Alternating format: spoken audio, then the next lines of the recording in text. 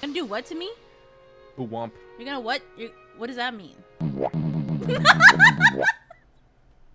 It's the perfect way to start out the stream. Hello, everybody! Oh. Oh. Hello. Hello. Hello. What's Oh, happening? shit. America. Welcome back, chat. Welcome to UMINEKO. Today, Battler is still not here. He could be. Okay, so what is happening?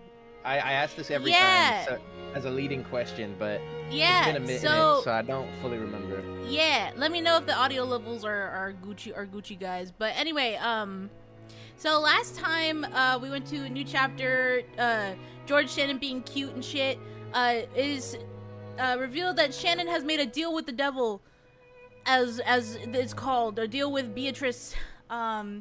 Yeah, because she was like, if you pledge your loyalty to me, you can have the love that you want or whatever. I mean, well, it's not really that. It's more like she has to break a certain magical object in the shrine. She has to give her full she was like, magical... go do this thing, and you'll have what you want.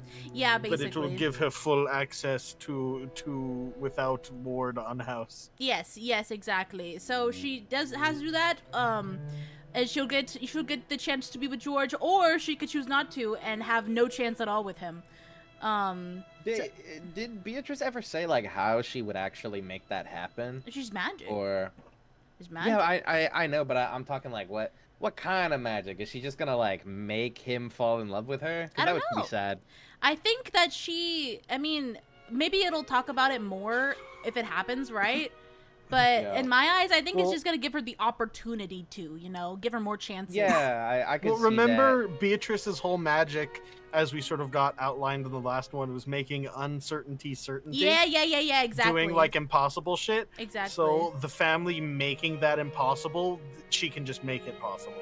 Right, and that also plays into how, like, you were talking about how all four different parts sort of encompass a genre, right? Where the first one is a mystery. This is a fairy tale, right? Mm-hmm. So she's getting like that chance that she would have never gotten. Yeah, basically. But yeah, and so they as in Shannon and Canon had their first meeting in the real world / chessboard of Beatrice. And they got butterfly bruises, on their hands, so she could be like, hey, this was real. We met. And then, it said, from that moment, Beatrice is like, just in case you thought the earth was flat, I'm gonna fuck you up a little bit. Basically. But yeah. So, it says, Shannon was tormented by days of suffering and conflict, and now we're here. Oh my god. But yeah, she's trying to figure out if she should do it. Yeah. I love UMINEKO! Alright, let's freaking fight, guys. I'm waiting, dude. Yeah. Woman. Okay, yeah, bitch. I've been waiting for the line. What? What do you mean separate rooms? So wait, you and George Nissan stayed in different rooms on purpose? Yes. Is it really so strange?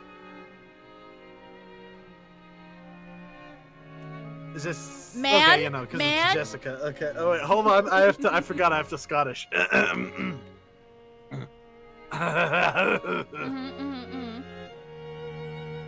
you listen. You don't. The narrator's amorphous. You don't know if it's a man. What if it's just Scottish? Okay. Where are you, Thing? That's also a gender. True. The 3 genders.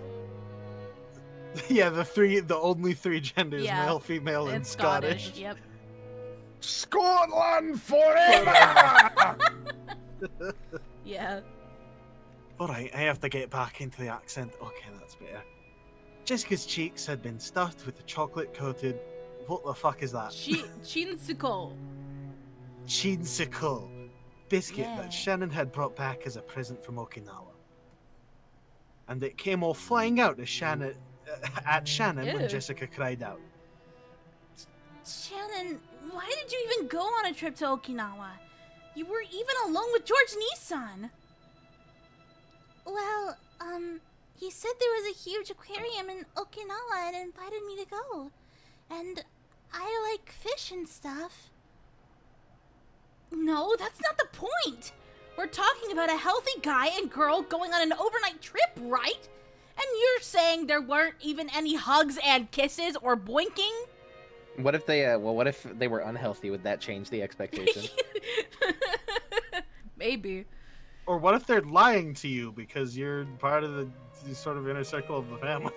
She was the only one that supported them. She's her wing woman, remember? No, yeah, she's for her to get down. Yeah, you know? yeah, she wants She's rooting it. for her, dude.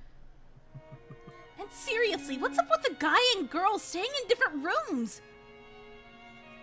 As for kisses, no comment.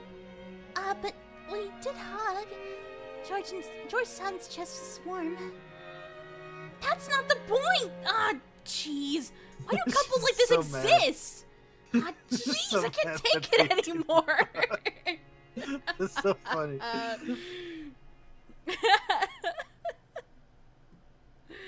Oh my god. From Shannon's point of view, it was an incredibly happy trip for various reasons, but it looked like Jessica found their pace to be pretty irritating. Boink already! For a while, Jessica chewed her present, complaining about romance and pretending to faint in agony on her bed. Shannon and George had chosen to go to Okinawa because there was a huge aquarium there. They did this because an aquarium had given the opportunity to start going out. Since their relationship had started at an aquarium, having their first overnight trip also be to an aquarium must have held some commemorative value. That's like a huge commemorative turning point. And your first overnight trip. How could you not make all kinds of progress there? Jesus. But instead, you both got separate rooms? A couple taking two separate, single rooms? Oh. Oh, jeez, seriously, what's wrong with you? But we are both unmarried. George-san says showing restraint is It's good manners for. I think he's edging you, dude. I think he's edging you. Like I said, the whole point of this overnight trip was so you could overcome that stage, right? You should be way beyond just kissing and hugging by now. Milady, I don't know what you mean by that, but George-sama was a real gentleman with me until the end. That is, I mean, I also wondered if those things would happen, you know? But even though we are going out, I mean, it's not like we're married or anything. These things you seem to be expecting, should only be done after making a vow before God.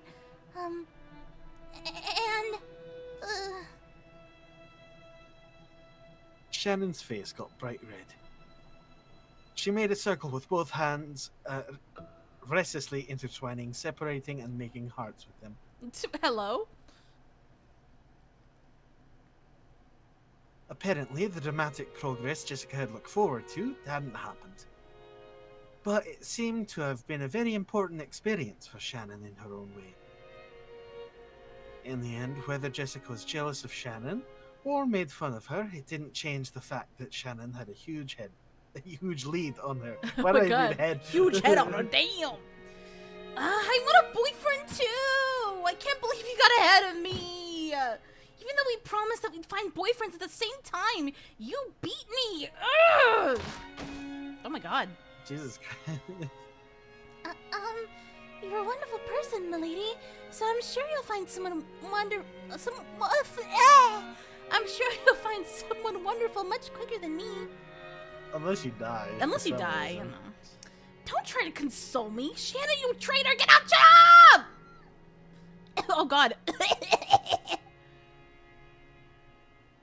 Jessica threw several cushions at her, but midway she had an asthma attack and started to choke pretty badly. Shannon hurriedly ran over to a nearby side table and started searching around on top of it. A cute basket was placed there, and inside of it was Jessica's Bronchodilator? bronchodilator. Bro- Bronchodilator. Bronchodilator? Bronchodilator. I don't fucking know. I said that with a little twang. I'm sorry. Shannon picked Bronchodilator. it up and handed it over to Jessica. Jessica's asthma attacks always came suddenly. Because of that, she always needed to carry this medicine around. Did she have an inhaler in the last one? I don't remember. No, I don't remember, therefore it didn't happen. Okay. This is- That's your truth. Live your truth. She breathed in the medicine after a while and managed to overcome her choking as her asthma finally settled down. Shannon thought this a good chance to leave and tried to exit the room after bowing courteously. As she did, one more small cushion came flying and hit Shannon on the head. She noticed that Jessica was on the verge of crying, half of her face buried in her last favourite cushion. That face was red and meek. Milady? Shannon, be honest with me.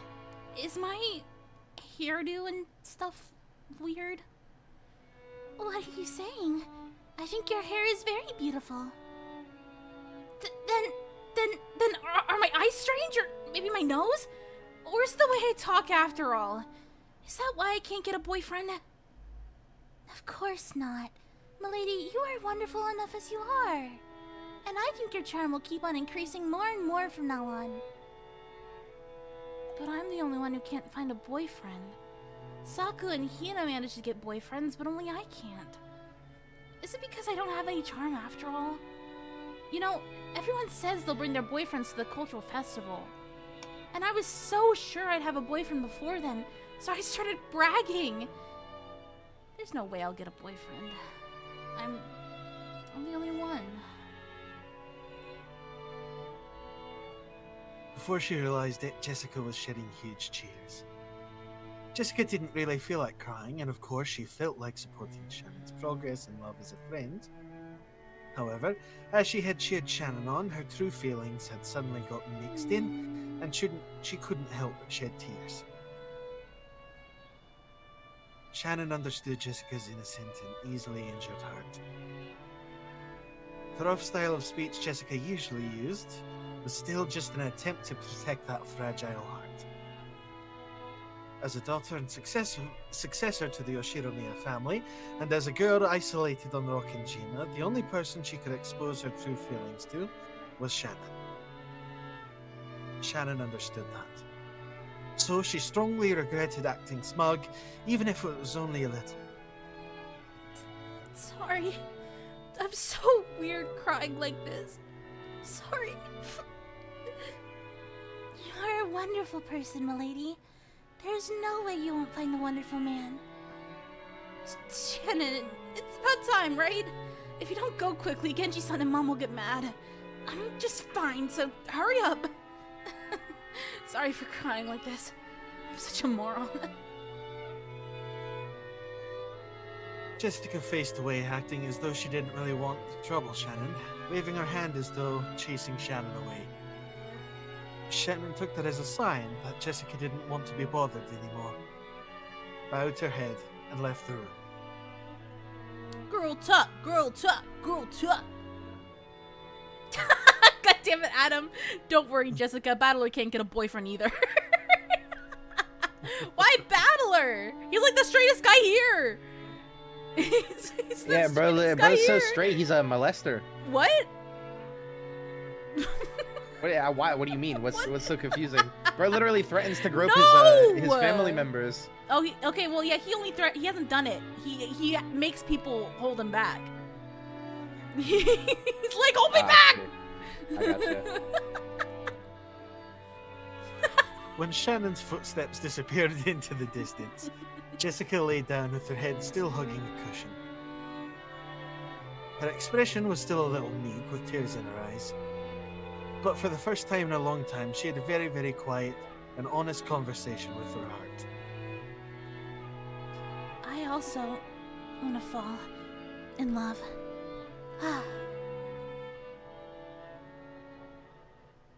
Oh man, I hope nothing bad happens. something bad with that immediately. Whoa!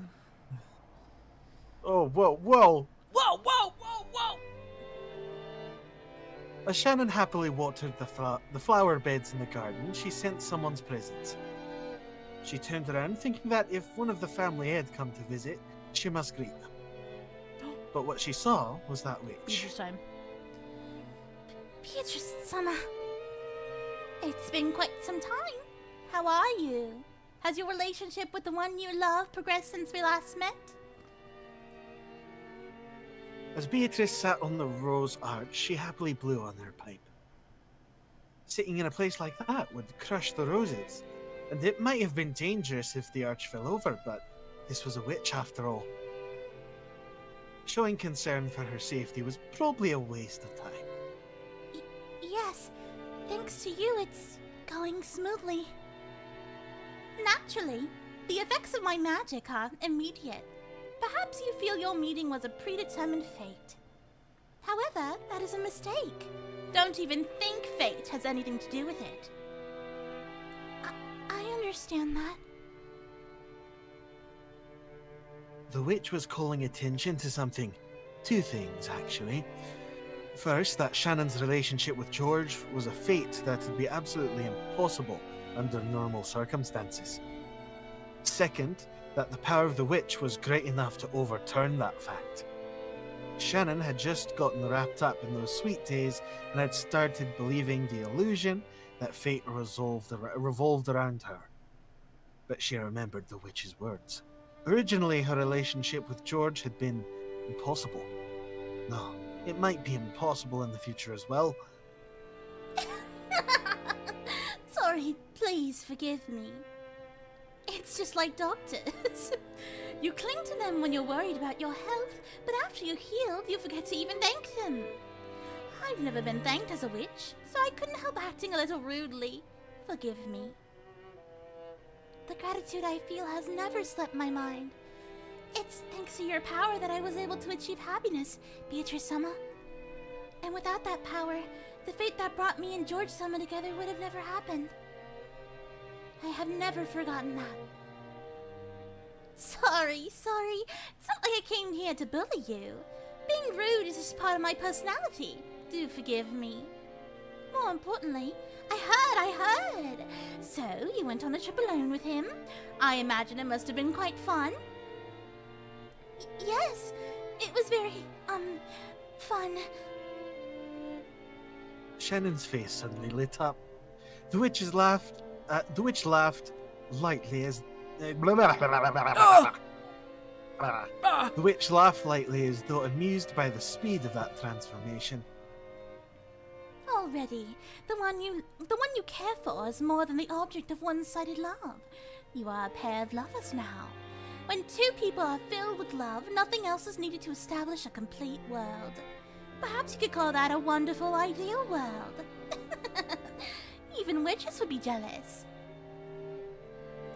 Beatrice laughed pleasantly. That smile made her look as though she blessed the lovers' rendezvous from the bottom of her heart, without a trace of malice. After that day, Beatrice had shown herself before Shannon every once in a while. Even now, Shannon thought of her as an unsettling being. However, she was also indebted to this person for the magic that led to her current relationship with George. So Shannon tried with all her might not to act surprised or scared. That's right. Beatrice-sama, I brought some sweets as a souvenir from our trip. Would you, like to try some too? Oh? A souvenir for a witch? It seemed that even the witch who boasted of living 1,000 years hadn't imagined that she'd receive a souvenir from a sweet lover's trip. When she saw that surprised expression, Shannon thought of this witch as a friend for the first time. Wow. Look at that fucking cloud. An Eastern cookie made from whole wheat flour. Wheat flour and lard. To wrap that in Western chocolate is truly a blending of the Japanese and Western styles. The Silk Road of sweets. What? What's so funny? nothing. My apologies. This witch, who surely held a terrifying power, was chomping down on sweets one after another, making a sound like a squirrel stuffing walnuts into its mouth. After a while, Shannon couldn't conceal her laughter. A good meal. I should serve you some dolce vita from Nero one of these days. Roses are the symbol of eternal love. I believe a rose dolce would be appropriate for you now. The witch was in a great mood, fully enjoying modern candy. Here. I truly am grateful. I believe you've done more than enough for me already, so I'm returning this.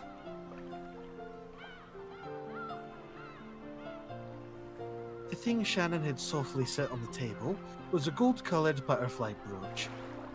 There is no need to return it, or to return it. If you continue holding that, your relationship should remain firm in its perpetuity.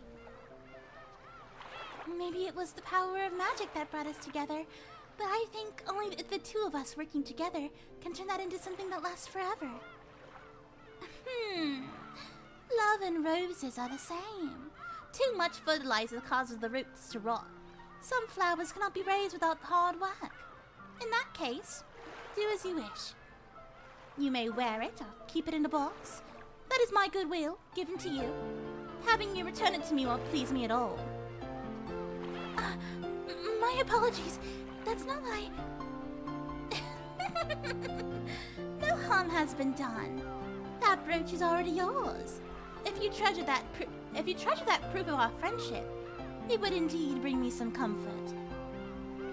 You may hold on to it and gain its benefits, or you may keep it in a box. If you wish, you may even give it to another who is worrying about love. Or you could simply treasure it. Of course, it would pain my heart if you wasted it. Excuse me. According to Beatrice, she had appeared several times in the past in response to a person's summons to give them some tool imbued with a magical power.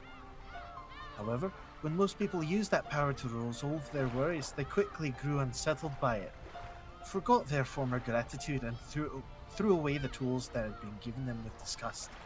So, it is quite rare for me to be thanked for my goodwill. In fact, this might even be the first time. The witches laughed heartily, but it looked like a sad laugh in Shannon's eyes. Yeah, so sad. Oh, one moment. One moment. Da, da, da, da, da, da, gotta keep the viewers' attention.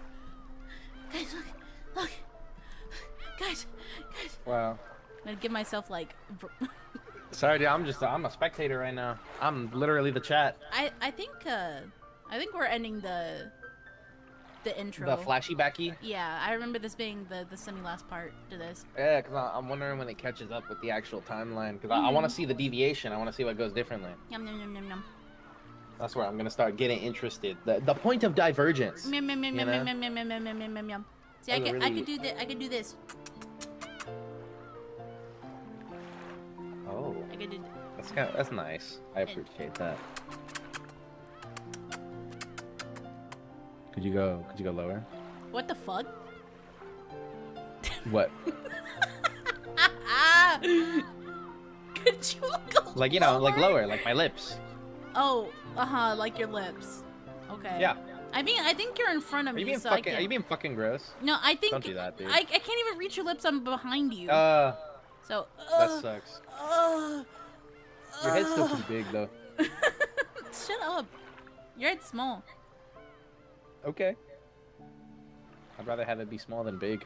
Well, you know what? I also have a big heart. What? Big what? A big heart. Yeah, whatever. And a penis. Dude, that's gross. Why would you say that? I Like, don't. no, this isn't even like supposed to be funny. Like, I know, you know, you can turn off the stream actually. This is like really not fucking funny to me. My at bad, all. my bad, my bad, my bad. So I'm really glad that you're treating it like it's a joke. My This is bad. not appropriate. I'm sorry. You're being fucking disgusting in front of these people. I'm sorry. I'm sorry to everyone that I told you I had a big penis. I'm so sorry. Yeah, you should be sorry. I'm Thank you. I'm so sorry. I forgive you. In but I reality, hope you learn. I have a little baby penis, a little small baby micro penis. Uh-huh. That is my reality.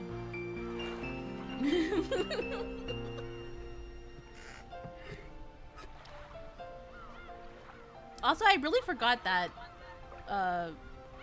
Beatrice canonically smokes out of her pipe.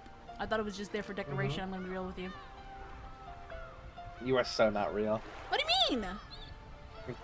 Holds pipe for decoration. Well, they're saying that that's like her wand. Ugh. But why would it be in the shape of a pipe if it served no function? I don't know. Maybe she was just like, look at me, pipe. Why wouldn't it just be a wand? Look at. She takes a fat rip every 5 minutes. She's a Nick Fiend, dude. She's a Nick Fiend. I think Shane left his headphones next to his mic. Yeah. Yeah.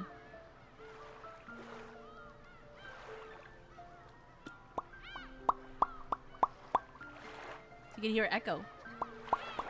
Oh yeah. Oh, flick. Guys, my mom got engaged today. Yeah, super crazy. Yeah. I'm really excited for her. Really excited for her.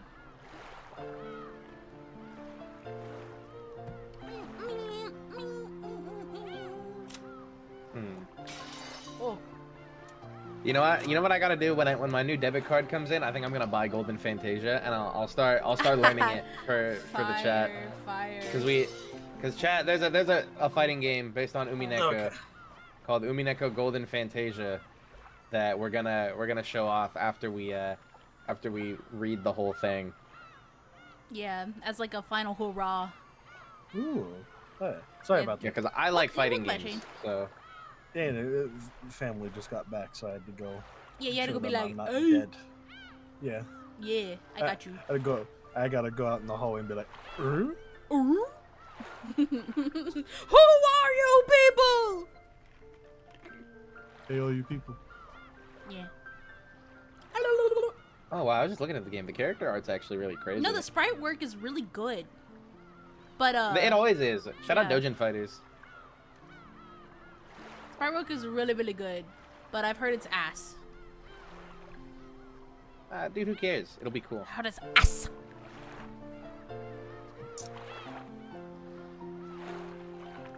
Are you ready to go? Yeah. Okay. Whatever you are, big boy.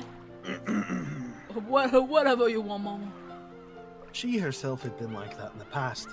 No, maybe she would still like that now. Beatrice was definitely a witch, with a strange and terrifying power. Most people probably wouldn't want to stick around by her if they could help it. Surely, even those who had relied on that strange power sometimes felt fear rather than gratitude as a result. It must have deeply hurt the witch to have that happened over and over. Since the time she had started thinking that way, Shannon had tried to stop being frightened of Beatrice. This was surely something that had tormented the witch over 1,000 years. Maybe she really liked those sweets. Beatrice, who normally spoke abusively, praised the black tea that Shannon served and looked to be in remarkably high spirits. After doing that for a while, the witch and the servant grew animated in their discussion of the trip with George.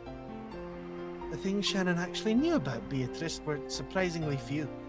First off, she was a ghost-like being who appeared in unexpected places at unexpected times.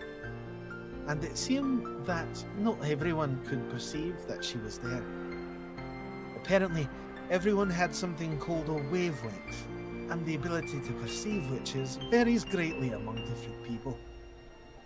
Only Shannon and Canon could interact with her enough to exchange words like this. There were a few people who could sense her presence, but most people couldn't even feel that much. From what Beatrice said, Kraus and his wife in particular had zero magical talent. And no matter how much she followed them around, they would never notice her the fucking twats. Real. Once earlier, when Shannon messed up and Natsuhi got really mad at her, Beatrice had started playing around, hitting Natsuhi on the head with her pipe. Wow. Uh, Oh, who's- okay. is that- I guess it's Shannon. I see. Natsuhi really doesn't notice a thing. But okay, and then okay. All right. All right, I guess the don't narr- fucking look at me, lady, alright? But Shannon, watching that, had burst out laughing without thinking, and had gotten scolded even more. Then what about the master? I hear he's been doing research in magic, so I'm sure he'll be able to notice you, Beatrice-sama. Kinzo is the same. He also has a pitiful lack of magical talent. Oh shit, so was he just actually crazy? It's the blood. He has so little talent that I pity him. As soon as they started talking about Kinzo, it felt like the atmosphere around Beatrice had changed. She had spoken about Kraus and the rest's lack of magical talent, as though she looked down on them, but she spoke of Kinzo in a different way. Anyone connected to the Shiromiya family would know about Kinzo's legend of the gold. According to that, Kinzo was given the gold after summoning the witch Beatrice. In other words, she must have had some kind of relationship with Kinzo. That was because he succeeded despite having not even a scrap of talent. He kept studying by himself like mad and managed to become a magician. And that's something really incredible, right? Indeed. So he one-punch man to magic? Yeah, basically. I... The witch who usually looked down on people was uncharacteristic. Well, I can do it! You got it. I You can got do it. it You got it. with the Go Scottish accent. man. Go Scottish The man. witch who usually looked down on people was uncharacteristically offering her praise. Yeah. While she lambasted him by saying he had no talent, she praised his efforts. And then the master summoned Beatrice-sama with the power of magic. Indeed. Well, I only answered the summons on a whim. After all, in this period where magic has long been denied, there was a man who was without a scrap of talent, yet so desperate to succeed. I thought I'd drop by and poke some fun at him, and that's when my luck ran out.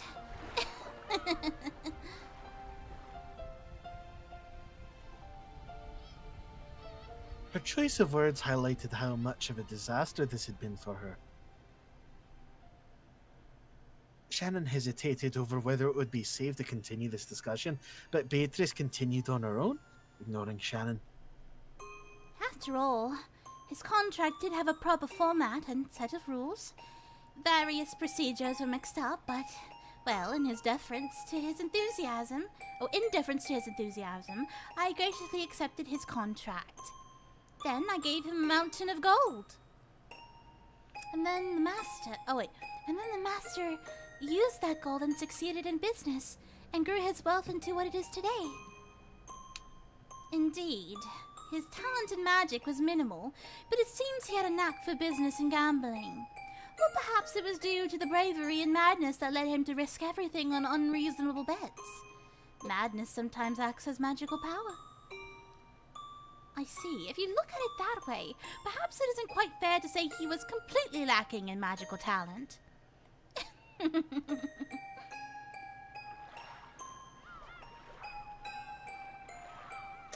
Oh, okay, so his style of magic, of taking a risk, of his Gamba style magic. Gamba style. Yeah, fucking Gamba style. Okay, so there's like different. Yeah, I mean, like the big force in magic here is believing. So if you believe in something hard enough, it is magic. It will, you know. Yeah, Is that like universally applicable? Because they did also talk about how like how much of an affinity you have for magic is still something you're born with. Yeah, I mean, regardless. yeah, it's still something you're born with, but magic can be born of a lot of things. But the main, Because yeah, it seems there are two parts of it. It's the binary on and off of belief, and then another random component. Because, like Beatrice said, she ran out of luck. Kinzo happened to get lucky, and his sort of style of magic is gambling, basically. I'm just a little bit confused because did they say he has some sort of like ability? I mean, she was saying that he definitely has like. She's saying like, well, maybe he doesn't have no ability because it's reliant Well, on his I know they're madness. saying he has ability, like he's capable, but I mean, does he have like a special kind of magic that only he can do? I don't think so. But Yeah, because I thought. Go ahead. I feel like his, they were talking about like perhaps the magic that comes from him is his belief in winning the bet, right? So it's still belief. It's still believing he can do it, right? Well, yeah, because that's what I was getting at, was that it seems more like, your affinity for magic and like how much of it you have is, decided from birth. But regardless of how much affinity for magic you have, anybody can tap into it through like the same means of like, drawing in it through like belief in the magic, right? Yeah, basically. Yeah.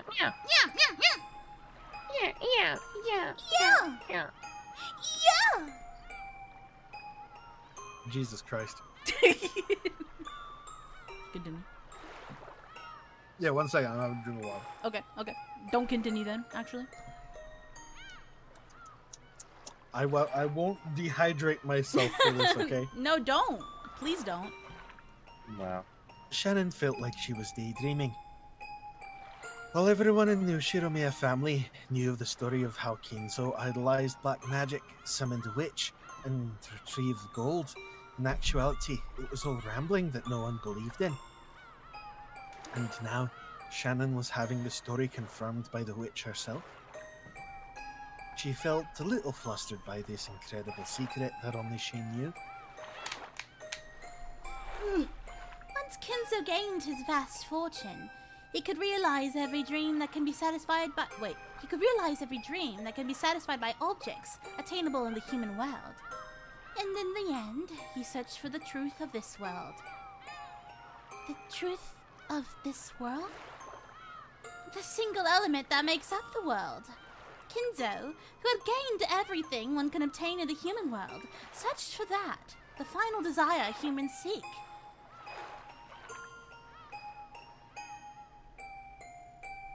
The single element. She seemed to remember the witch using that word before. When Beatrice saw Shannon trying to remember what that was, she laughed bitterly, waving her hand and saying that there was no need to worry. I underestimated Kinzo just a tad. I truly didn't expect him to display such power. And thanks to that, I'm in this state. I've been sewn in place on this island for several decades now, without even a friend to drink tea with. No matter whom I try to talk to, my voice doesn't reach them. And no matter where I go, I cannot do anything. Such boring decades. As she laughed in self-derision, she tapped her teacup with her finger. It made the light sound of pottery. Shannon didn't know whether the word self-derision was really an accurate expression to describe the look on the witch's face. Shannon didn't understand everything, but she could more or less figure out the situation. And it was probably a topic that she couldn't press on the witch easily, not unless she started talking about it herself.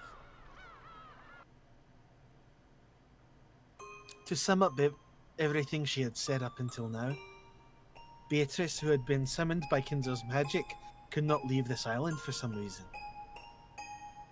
She'd lost her power and her form, leaving her days in boredom. During that time, her words had reached Shannon, who never forgot to show sincere respect for the witch. And Shannon had helped the witch regain her power, if only a little bit. As a result, it was now possible for the witch to drink tea with Shannon like this.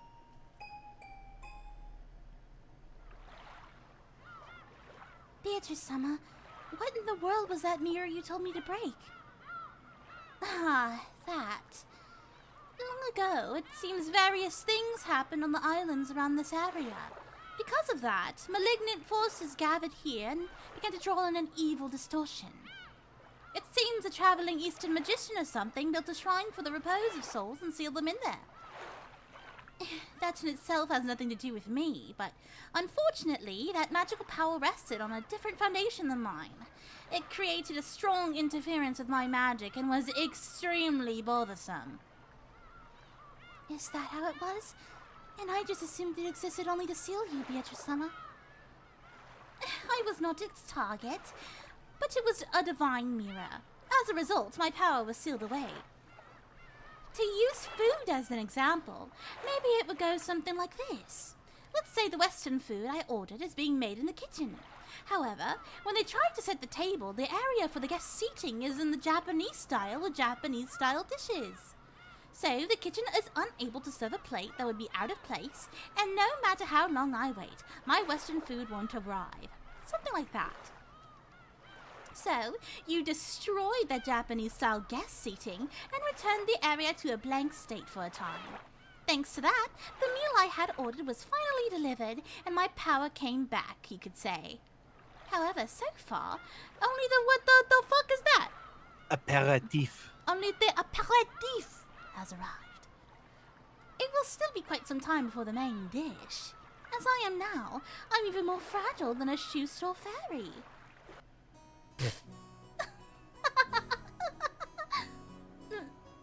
What's so amusing? Nothing. I just thought your metaphor was pretty funny. I never would have thought to use a story about food as a metaphor for magic. I thought it a rather skillful comparison, but I certainly didn't expect it to be laughed at. I'm a bit offended. A slightly sulky expression rose to the witch's face. It was a strange expression at all to be appearing on the face of some friends as they enjoyed their tea. Although I may not look it, I was known for doing extremely brutal things in the past. I've gotten solved. Now I can even have a foolish discussion while drinking tea with a human. She was probably talking to herself. As Beatrice gazed at the seabirds tracing the horizon, she put her tea to her lips again. The clouds have come out. When the ocean loses its brilliance, it's nothing more than a grey puddle. You think so? I think the ocean is a beautiful deep blue, even when it gets cloudy. Maybe the witch noticed the deep meaning behind Shannon's words. She laughed lightly and set down her empty teacup. It seems those things buried in your eyes aren't black pebbles anymore. How is it? Do you see how it feels for furniture to be reborn as a human? Yes. I never knew the world was this kind. Since the start of her relationship with George, Shannon's face had grown brighter more often. Her smile had made everything go smoothly and had even changed her fortune. Shannon made less mistakes in her work than she had before, and the family members' opinion of her was slowly starting to change. Just the other day, she had been surprised when Kraus, who rarely exchanged words with her, had suddenly started talking to her. Let's go! Oh, yeah! Let's Wake up, LannyVA! Wake up, LannyVA! Hong Shu. Dude, don't call me that. I'm right here, dude. Wake up, babe! It's cross time! I'm not awake. I'm not awake. Okay, sleep. It's cross time. I was drinking water, man. You've been wearing a splendid smile more often lately, haven't you? Has something good happened? No, but every day is fun, yes. I love being indentured I love servant. love. I love it. Wonderful. It goes without saying that coffee is more delicious when poured with a smile. Oh. Could I ask for that smile once more? Ew. Cross, what the hell, dude? Yes, sir. That had become a chance for Shannon to gain confidence in herself. Of course, it didn't go beyond her own heart, and it wasn't so big a change that anyone would notice. But she had begun to change bit by bit. Shannon understood it clearly. Knowing love was the same as gaining a soul. the same as being reborn from furniture into a human. There was absolutely nothing mistaken in Beatrice's words. By knowing love, Shannon had learned what it was to be a human. These have been unusual snacks. It was time well spent. It's possibly about time for you to return to your work, so let us end our tea party now. After all, it seems a certain person doesn't like seeing us drink tea together. Huh? The witch gripped a teaspoon and flipped it with her fingers, sending it up in the air. After that, it was launched by the fingers of some invisible person and flew straight into a nearby bush. Oh, hey. The bush shook violently, and Cannon came out. Bro's been watching in the bush? Yeah, bro. What the hell? It seemed he had been there for some time, watching their tea party. The spoon was gripped in his hand. If he hadn't caught it in an instant, it might have hit him hard in the forehead and caused him to start oozing blood. Do not worry, our tea party is over now, Cannon. Okay. How long were you there? If you had called to us, I'd have poured you some tea too. I imagine that you didn't want to interrupt a pair of women talking, right?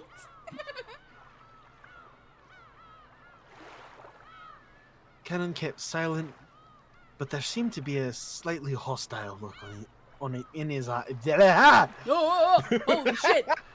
Sorry, that got me. Oh my god. Fucking hulks out. Yeah. Smash his keyboard. Go full fucking. Go ape mode. Damn it! It's not a pin! It's not a pin anymore! Punches a hole in your wall. Oh! Yeah.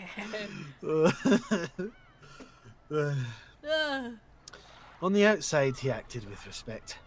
But unlike Shannon, Cannon did not trust the witch, that fucking whore. When Beatrice hit the table with her pipe, the tea set turned into gold butterflies, which flew upwards all at once.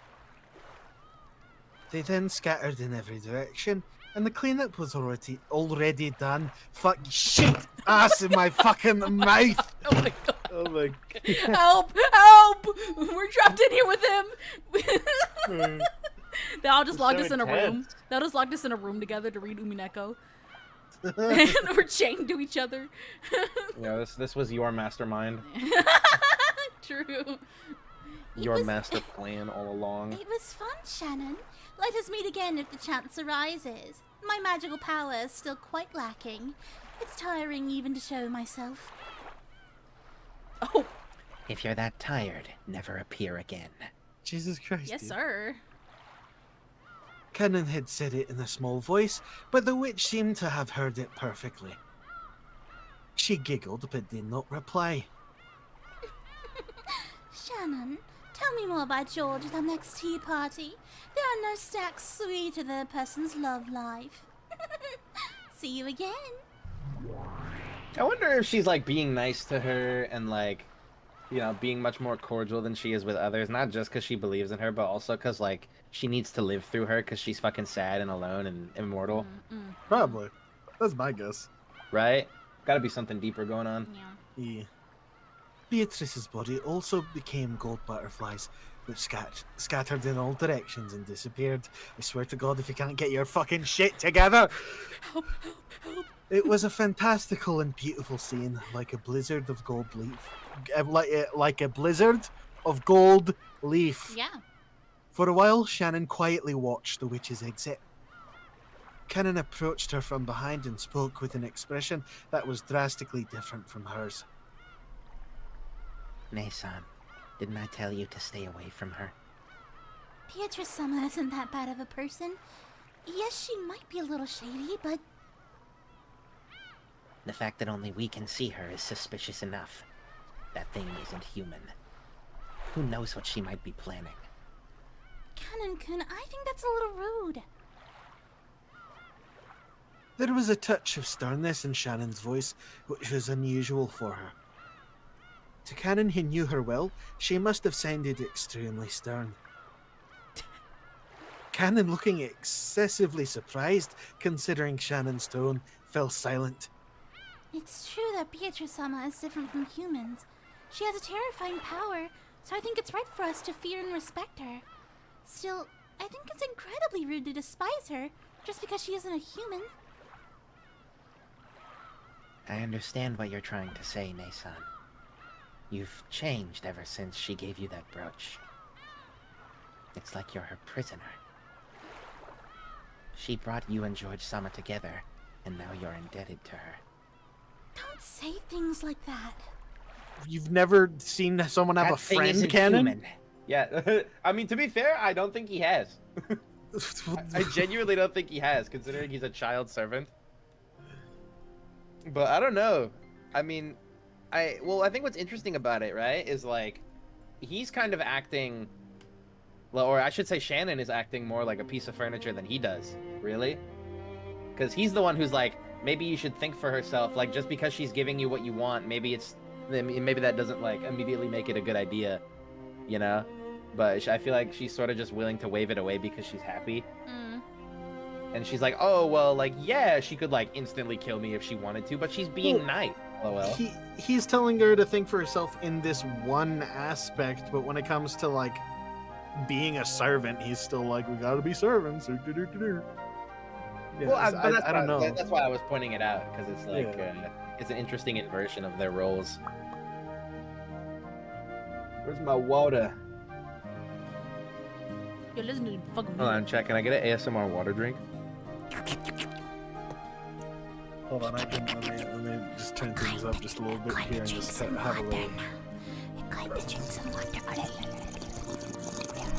Chat, we're having a very nice time sipping our beverages here today, and it's going to be very relaxing. We're going to drink right in your ear.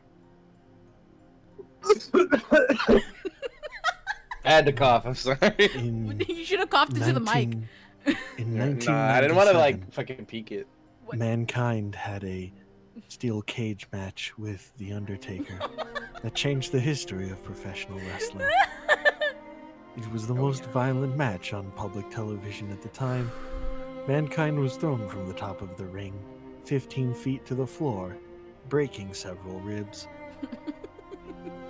He then proceeded to continue to wrestle, breaking several teeth out of his head and his orbital bone. His what bone? He then proceeded to become a mall Santa, and that is Oh. not a joke. And he has been pretty much the head of the Mall Santa Union ever since. Oh, fire. And that is also not a joke. Oh wow. That's fire. The Yes, Mall Mick- Santa Union. Mick Foley is the king of people who dress up like Santa. That's fire. That's funny. Like that is legit one of his things he just does. Anyway. I like that. Fire. That thing isn't human. We don't know what she's thinking. So you mustn't trust her. And we aren't humans either, Nei-san. Cannon's words grew more serious and a little bit more soy. Those words probably gouged at Shannon's heart. I don't know. She He's bit more her like lower lip incel, isn't he? and Like, hung isn't her that like the head. opposite of soy? Yeah, maybe he's a little incel. Because soy is like you have to respect Beatrice-sama. Yeah, so Because she's a fierce queen. yeah, She's Well, like someone fierce can- queen. That incel, I'd say, is more of an umbrella term than soy, because incel, like, you don't have a choice in being like. No, Definite celibate, actually, no. but- He's definitely black-pilled though, because he's like, there's no hope for us, Nei-san. We're furniture, except reality. Wow, fire. That's fucking funny, bro. We are furniture. Even if we receive names and are treated as humans, that won't change the manner of our birth. Shannon, in order to fix this, you have to get him laid.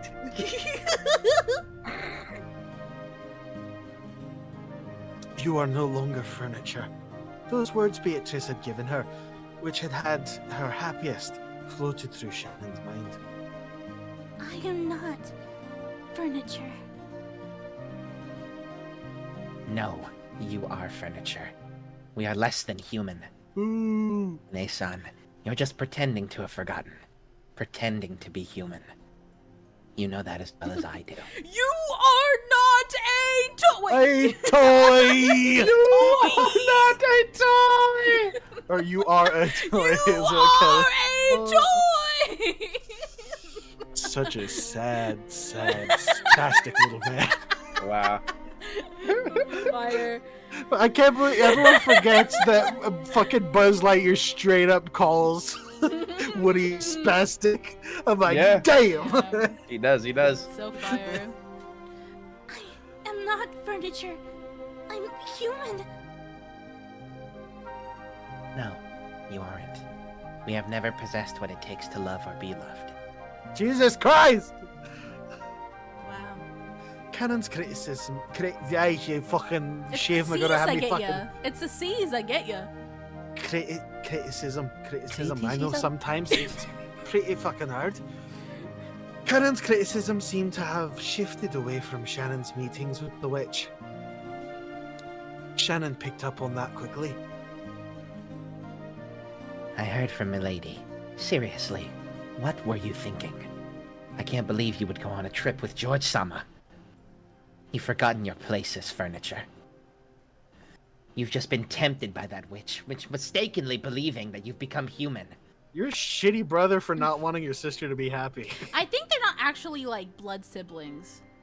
I think Oh, they're yeah. not. You're They Well, are still, like he's- siblings though. Like he thinks of her He's as his still older being sister. shitty, I think. Yeah. okay, keep being jealous then. Cry more. Listen, Cry more. Kennen-kun, it's true that we're furniture, lesser beings, inferior to humans. But if it were possible to make up for what we lack, wouldn't that be the same as becoming human? Such a thing could never happen. No, it could. If we can do that, we won't be furniture anymore. We can become human. Ridiculous. As if you could ever do such a thing. Cannon spat those words out, but did so weakly and turned away. He was probably giving up. After all the suffering he'd undergone during those days he'd lived as furniture, his heart was firmly sealed. You can do it too, Kennen-kun. You can become a normal human. Stop it. That's the witch talking. Yes, Beatrice-sama taught me. By obtaining the single element of this world, we can become human. Or rather, nobody's human if they don't have that. That's why people spend their entire lives trying to gain that single element. So is the quote-unquote magic in this case them overcoming fucking It's Stockholm love! Syndrome? Oh. Yeah, it's love. It's love! Yeah, because Causing that's them to kind of what overcome they're. fucking Stockholm Syndrome! That's what you mean about like there being like sort of I guess multiple roots of magic because it's more so like kind of they're showing the belief of magic through different avenues because like people talk about like belief is magical all the time. They say the same thing with love, so they're showing how these all these different like narrative beats can lead people to that conclusion. Mm-hmm. Pretty interesting, I would say. I don't understand what you're saying, Nei-san. I don't want to listen to ranting. Then I'll teach it in a way even you can understand, you stupid dummy head. Look, see what I'm pointing at?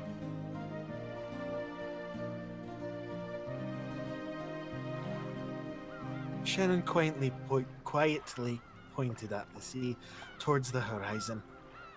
Cannon didn't understand what she meant, and couldn't do anything except look between the horizon and Shannon's expression, which seemed to be posing a riddle.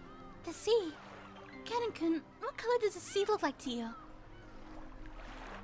It was an extremely simple question that if he answered like a dickhead, he would get right. For a while, Cannon tried to guess at the meaning behind it, but he couldn't think of anything, so he answered obediently. It's a hazy, dark gray color. Wrong! So what? Oh my god. Objectively speaking, The sea laid out beneath a cloudy sky could probably be described best by Cannon's words, Just fucking- or it's fucking blue. Just fucking out of nowhere. Wrong! But as Shannon closed her eyes and smiled, she shook her head slightly. It looks deep blue to me. Is that what you mean? Like how Japanese people use the word blue to refer to a green traffic light? No, the sea is deep blue. If I understand and you don't, then that's the difference between us. Cannon bit his lower lip and was silent for a while like the little cuck he is. Look at that thinking face. He's like, I don't understand. Cannon-kun, would you stick out your hand? As Cannon was taken aback, unable to understand what she was saying, she took his arm and opened the palm of his hand. She then stabbed the shit out of it, and she softly set something there. Oh! It was learn that love. magical brooch that she had received from Beatrice. A magic charm shaped like a gold butterfly that could bring love to fruition. This is hers? No, this is mine. So think of it as me and treat it with respect, okay? After being spoken to like that, he couldn't just throw it away. Cannon didn't know what he should do, and stood there confused for a while, the brooch still on the palm of his hand. Shannon put the palm of her hand on top of Cannon's, and the brooch was warmed by both of their hands. This charm holds true magic power. I'm sure it'll teach you an important emotion, Cannon-kun. There's nothing to be learned from that person's magic. No, there is something. So wear it. If that's embarrassing, I hear it's okay if you just hide it in your pocket. Ridiculous. As if I let the magic of that person lead me astray. Even as he said that, Cannon couldn't be cold-hearted towards It something teaches you to Shannon get freaky. was urging him to take. The freaky charm. In the end, Cannon took it and agreed reluctantly, saying he'd prove that he wouldn't surrender to the witch's power. Also, hi, Jason. Shannon smiled and nodded back. I'm sure you'll be able to learn something important from it. And I'm sure you can become human. And when you do, I'm sure this ocean will look like a beautiful blue to you as you. To you as you. What the fuck? To you as well, Cannon-kun. Gray is gray, no matter how many times He you doesn't look. believe! He doesn't believe! That's wrong, Yeah, but we know Cannon-kun. that changes eventually. What? It only looks like that because you have no... Bitches. You have no cock. What's a four-little word? You have no shit. You got no ball. You got no ball? You have no, No ball. No fuck. You have no fuck. You have no fuck. You have No no riz! You have no riz! You're right. No Riz. Huh? You have no Because of rules. the howling wind, he hadn't been able to catch the main point of what she'd just She said. definitely said love, though. Definitely love. So Shannon said it once more. The single element of the world. Riz. She spoke once more of the world where it existed, where the sea was deep blue. I'm sure you'll be able to see a deep blue ocean too. After all, without love, it cannot be seen. Without So, riz. what does that say about Battler? Bro's got no love in his heart? Love. Oh. Oh shit! Oh shit! Ah! Oh my god, he's alive! Yeah, I get lines as a character. Look at what the fuck is he wearing? His tie goes over the his hell? cloak into What? his Yeah, okay, it's because he's got so he's got the main shirt on, right? Yeah. And then the jacket over that, but he would have had to put on the coat first because you see how he's got the little headrest for it. It's So he went- weird, dude. How did he do that? Because okay, No, I mean he probably went, the cloak is he went is shirt- attached, like in the middle. No, I know what it is. He went shirt, jacket, cloak over his head through the head hole, and then he put the tie, tied it, and then flipped it over the little piece of the hood and tucked it in the jacket. He's so silly for that. That's a lot of work. Yeah. Oh wait, hold on. What voice him did I out. fucking do for You were like, who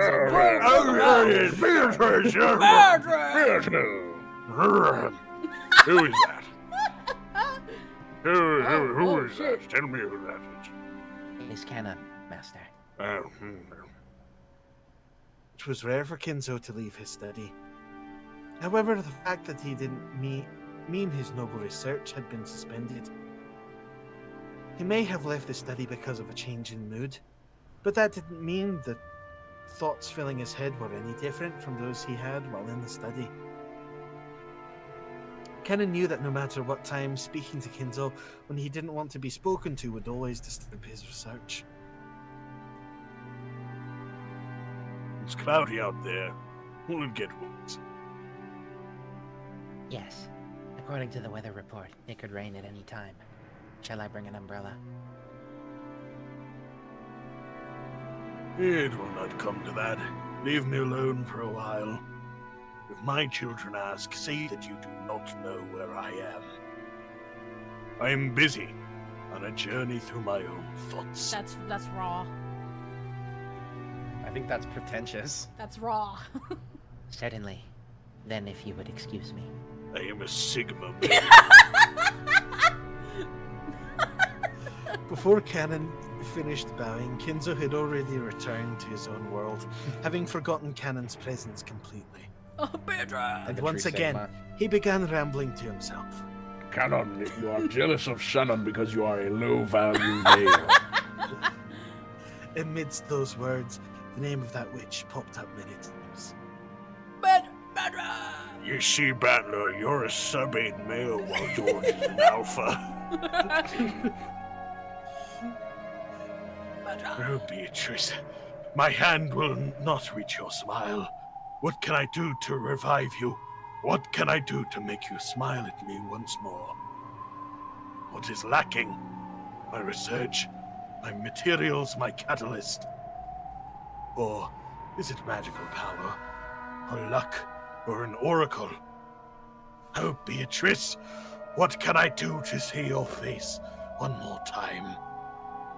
Oh!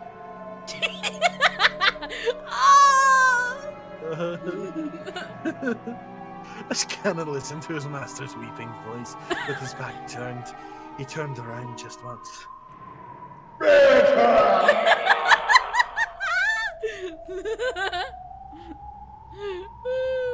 When he did, right behind his isolated old master was the shadow of a person who shouldn't have been there.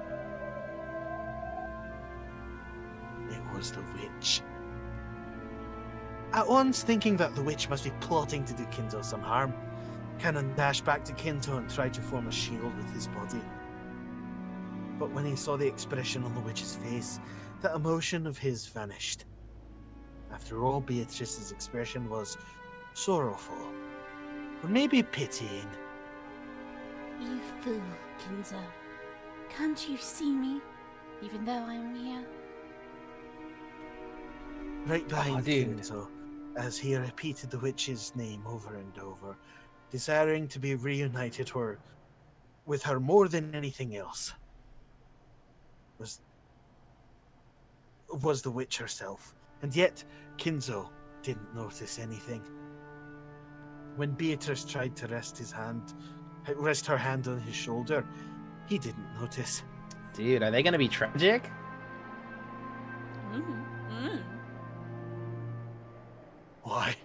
Why does my hand not reach Beatrice's smile? Is it the age of the moon, the cycle of the comets, the alignment of the planets? What is lacking? What is? What is? It's useless, Kinzo. Without love, I cannot be seen. Gasp. Kennen took the brooch he had received from Shannon out of his pocket.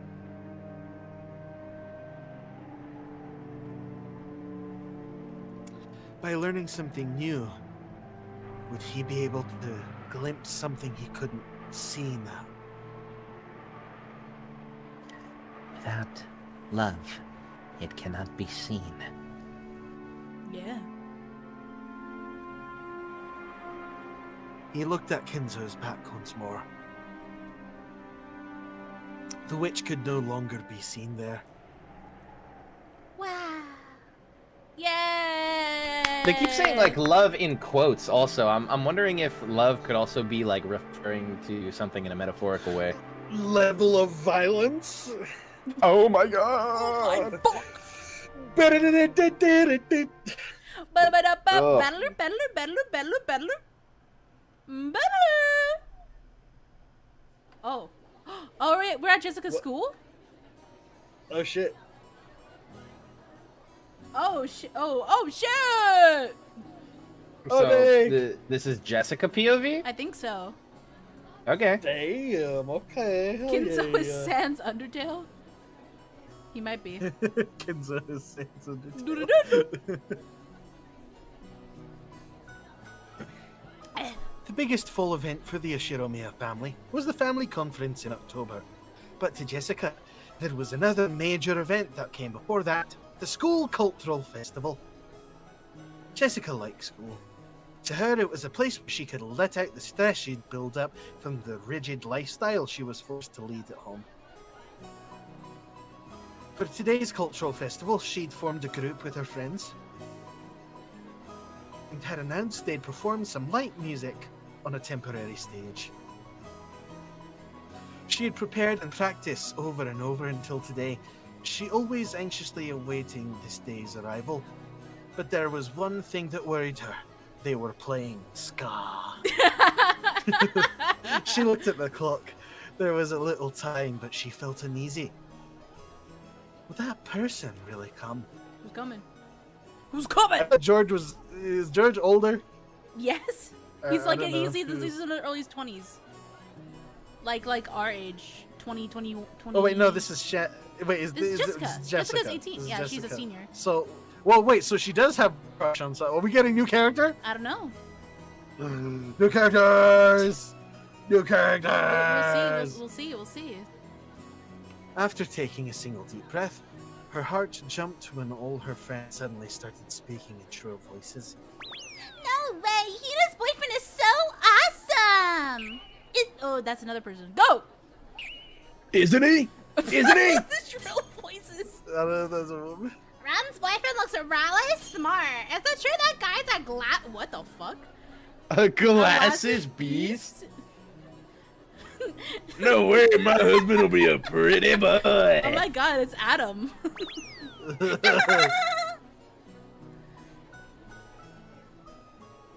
may not be like this for all girls, but at least Jessica's school, the cultural festival, was basically a boyfriend exhibition. Jessica didn't have a boyfriend. She had many friends of the opposite sex, but no special only one. But Jessica was a little famous around the school, and everyone thought it'd be natural for her to have a fitting partner. Furthermore, her pride had led her to pretend that this was true. She had somehow managed to keep them fooled until this year. But for various reasons, she had been able to escape this year's cultural festival. Jessie, is your boyfriend here? Look at her in her outer school uniform! Oh, she's the school I like that. uniform. Actually, I've never seen this sprite. They didn't do this in the original. What? No, it looks like he's not here yet. Maybe he's busy with work. So what kind of person is he, Jessie? At least give us a hint. What kind of relationship? What kind of relationship? Go number 2. Also, I'm saying he's a hard-working man. Like, I'm gonna say, of course he'll be wearing glasses, right? Gah! Hey. Oh, wait, go, yeah, you go, you go. actually dig this, right? If you come clean now, we'll let you join us. Let's cry together for this year's Cultural Festival! No! No. He exists. I told you he really exists. Jessica's bitter smile was covered with cold sweat. That might not be real. It was starting to seem doubtful whether she really had deceived her sharp-witted friends with her Canadian boyfriend. Her Canadian boyfriend. Hi, I'm the boyfriend. Shannon walks in cross-dressing. Hey. Okay, then how about making a fake boyfriend and taking him with you? A fake? Who? I can't think of anyone who'd do that. It's gonna be canon, isn't it? Oh no. Shannon's ridiculous plan surprised Jessica into hysterics. Even so, it's probably more realistic than the crazy methods running through her head about getting a boyfriend in the big rush before the cultural festival. For example, what about Cannon-kun? Cannon-kun? No way! Anyway, I'm sure Cannon-kun has work on the day of the festival, and I don't want to bother him. Of course, I've already checked the schedule. Cannon-kun has that day off. Why are you always so clever when it comes to stuff like this? No, wait! It'd even be worse if he's off. I can't pull him away from a precious day off just for my own vanity. If you don't pull Cannon-kun away, he'll always be shut away by himself. So I think it'd be perfect if you could drag him out of his shell. Please help my brother be less of a fucking insult. You think so? No, but I feel bad for him. I forget, when he dies, didn't the narrator say something about, like, she probably had a crushy-wushy on him? I don't know. Or whatever? I forget. Or was it the other way around? It might have been the other way around. Maybe, I don't know. She wants a femboy twink. Good God. Hey, Jason. Girl boss and a femboy twink. Tale as old as She'd time. peg him. I don't know. Jessica seems a little. She only gets like, you know, kind of adamant when she's angry. So I don't know. Maybe she could hate someone. But she seems sweet. She seems to have a sweet little core because she puts on a front. So who's to say? She could be a brat. A brat! Brat Summer! Okay. Then I guess you're out of options. How about meekly confessing to everyone that you don't have a boyfriend? True, it may be terribly embarrassing, but you'd only have to endure it for the short and yet long time before graduation. To a pair of lovers, there's no sweeter honey than the face of a single person with an inferiority complex. Okay, Shannon. God damn, Shannon. Okay, Shannon. Shannon! You aren't really worrying for my sake, are you? You're teasing me, right? This is revenge. Wing, wing, wing. Jessica wrestled about with Shannon, her eyes teary. But Shannon was unfazed, laughing with her usual smile. Adam, shut up. Good God. Yes, this is to get you back for making fun of me and George Summer all the time. Back and train. Oh my God. We gotta stop. Stop, Jason. Listening to Shannon's comeback, the likes of which didn't happen even once a year, Jessica hugged her cushion and rolled around on her bed, pretending to faint in agony. She couldn't stand Shannon's smile, which looked so triumphant, but right now she was the only person Jessica could talk with. She could choke her to death with her cushion later. Is it really so bad, milady? It's a cultural festival, but also a chance for you to have fun with Cannon-kun. No, that may be true, but no. Ah! Jessica Yeah, I buried think she her does head in like her him, favorite bro. pillow to hide the fact that her face had grown bright red. And she grumpily chewed the fingernail on her fingernail. Fingernail. Oh, holy shit. Dude, speed deep throating. And she grumpily chewed the fingernail on her thumb. It really was a reaction to be appreciated. Shannon and Jessica were about the same age, of the same sex and friends. And they were both in the middle of puberty. Oh god. I forgot they were this young in this flashback. I'm used to them being adults! They are, well, they are, well, they're technically adults. They're 18, but they're still kids. Technically. Gotcha. I know we flashed back in time at some point. I'm like, oh god. Yeah. when do we Yeah, cross but it's the not like, it's Spider-Verse? not super far back in time. Yeah, it's not super Okay, far back. I thought it was farther back in time No. than it is then. Okay. Yeah, no, they're all because this is the Culture Festival, so it happened right before. Has family D-cup breasts like right in the middle? Yeah, sure. Hey, you can't say that. Hey, you can't say that. As a big boobied person, I had D cups. I had D cups at 14, dude. I hated those bitches. Oh Jesus. Yeah, I hated those bitches, and they did not grow. They stayed the same until I got older. But no, yeah, puberty hit me like a truck, and it was awful. It was awful. Anyway. Jesus. I don't know. I'm realizing now I never really noticed girls until I was like Yeah. 16, 17. Yeah. Like, Yeah, dude. I was too busy being like Legos, Blogon. I love watching anime. Dragon Ball Z abridged and also Minecraft Let's Plays. That's fire. That's fire. And then I looked up one day, I was like, huh, titties. Titties. Titties. They could never talk about love. That's why they could talk freely about these topics to each other. So Jessica had heard a lot about how Shannon and George's love was progressing, and Shannon had heard a lot about what type Jessica liked, what kind of a man she might be interested in. Judging by Jessica's action, it'd probably be rude for us to go into precisely what these things were. However, this story wouldn't get anywhere if we just had Jessica rolling around forever, Wow. so let's dive in. Thanks, Scottish man. You're welcome. Jessica had been thinking about Canon ever since he'd shown up. It was extremely rare for young men to visit Rokkenjima. Maybe it was natural for Jessica, a girl in puberty, to develop an interest in canon. Can we stop saying that word? Is it? Yeah?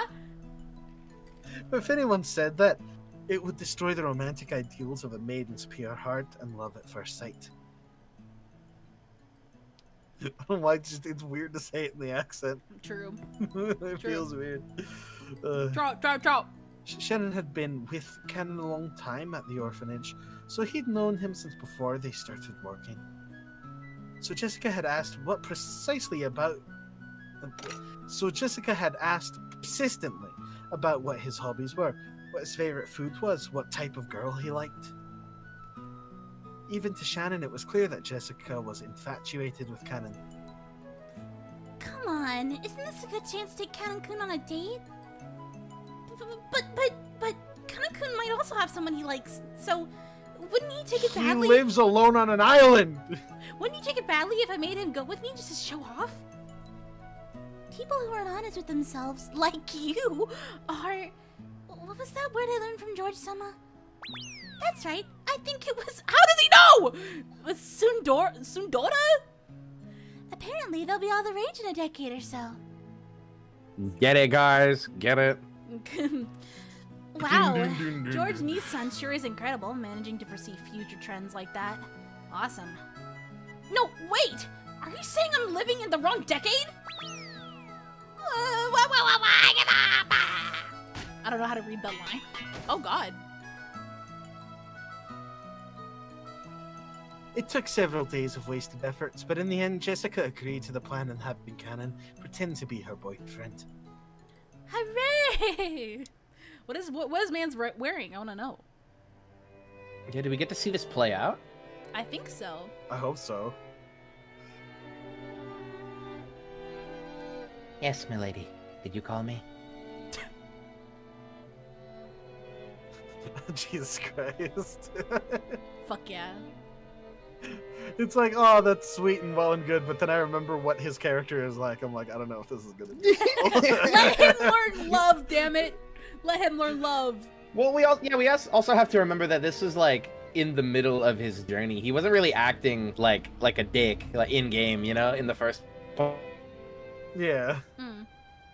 I guess. Because this is before he learned. Jessica regretted calling out at such a bad time. Kenan had always looked sullen, but he had some bad days and some better days. Unfortunately, this reaction was the former. No, well, Wow. All that confidence and effort she'd built up practicing in front of a mirror all last night was wiped out in about 5 seconds. Jessica turned bright red and hung her head. When he saw that, Kenan sighed. Jessica thought that he was exasperated with her, and her face went pale. I heard from Shannon. It was about having me go with you to the school cultural festival, right, milady? huh? Nice one, Shannon. I mean, yeah, that's right, but, do you have any plans that day? I was strictly ordered by Shannon to work specially for you on that day, milady. Wing women, wing women. I have never been to high school, so I don't really understand. But I hear it's a place where girls can be shamed if they don't have a boy with them.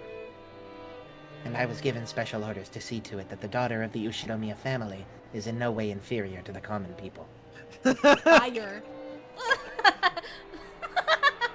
Shannon, I'll beat you to death later! Yippee!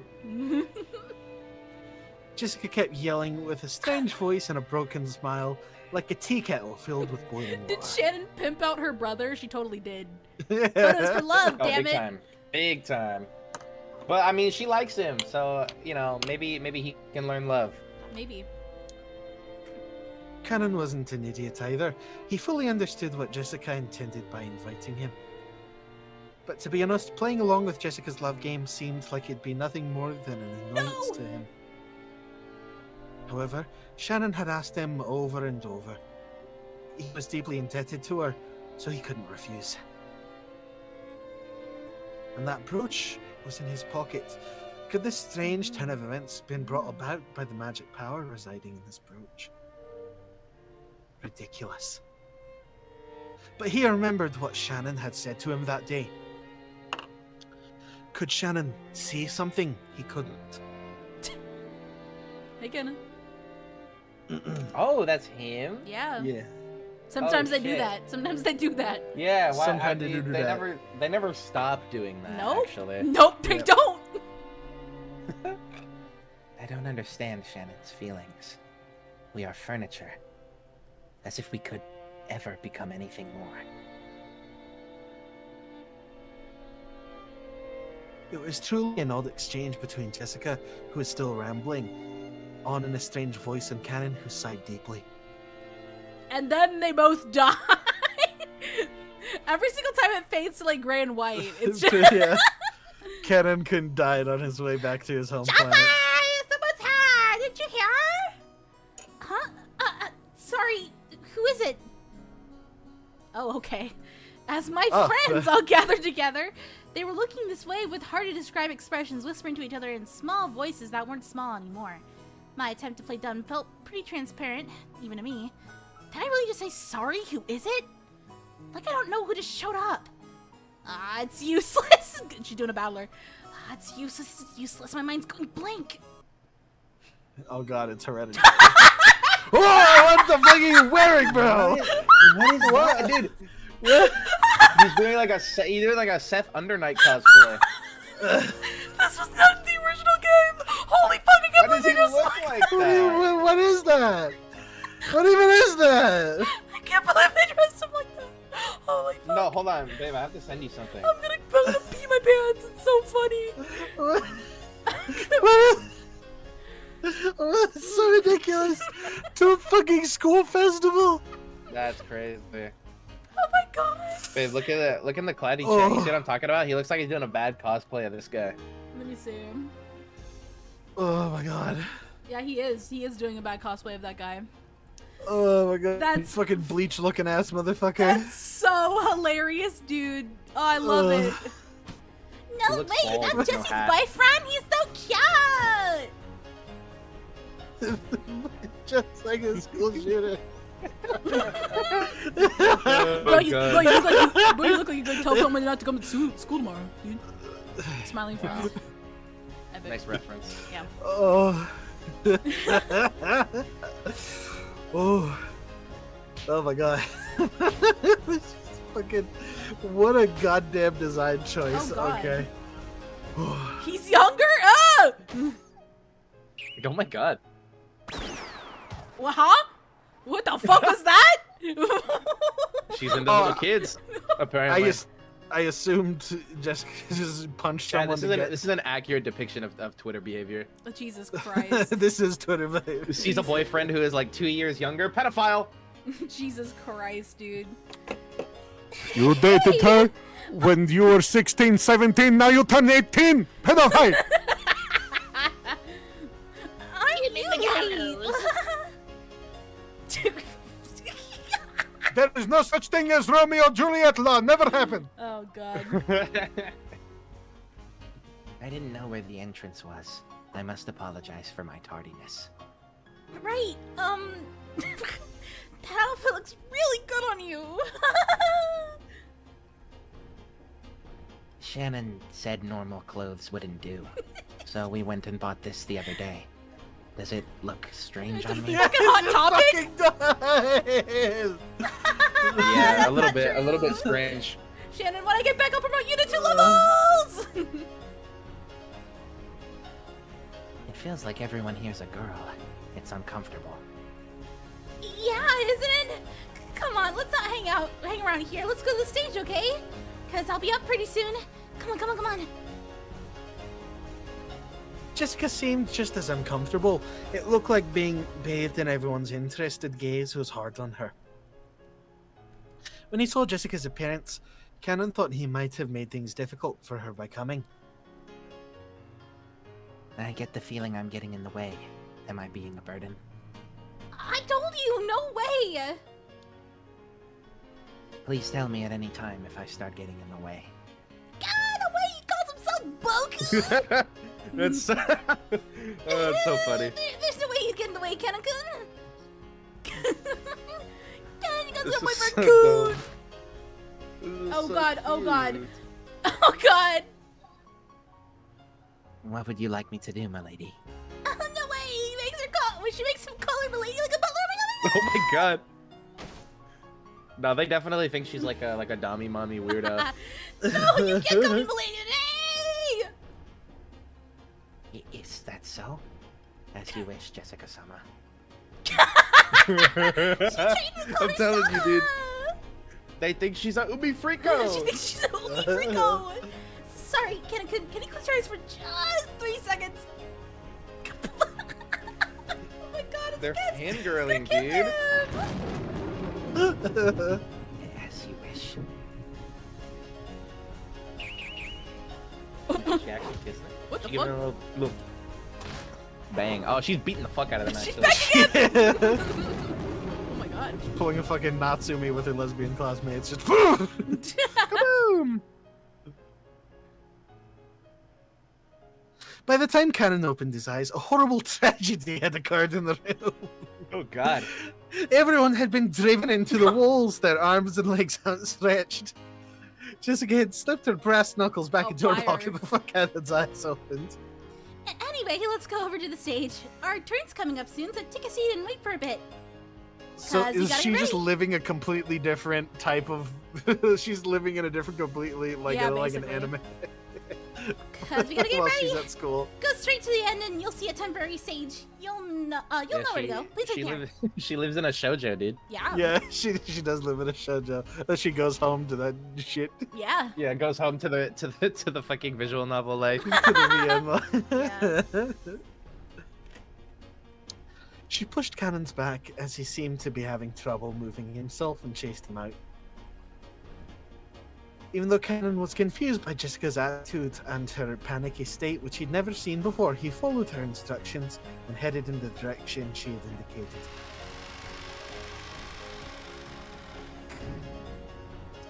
After seeing him off with an awkward smile, Jessica slammed the door shut and yelled loudly. There you go. You saw, right? You saw that. Are you happy now? That sucks for you.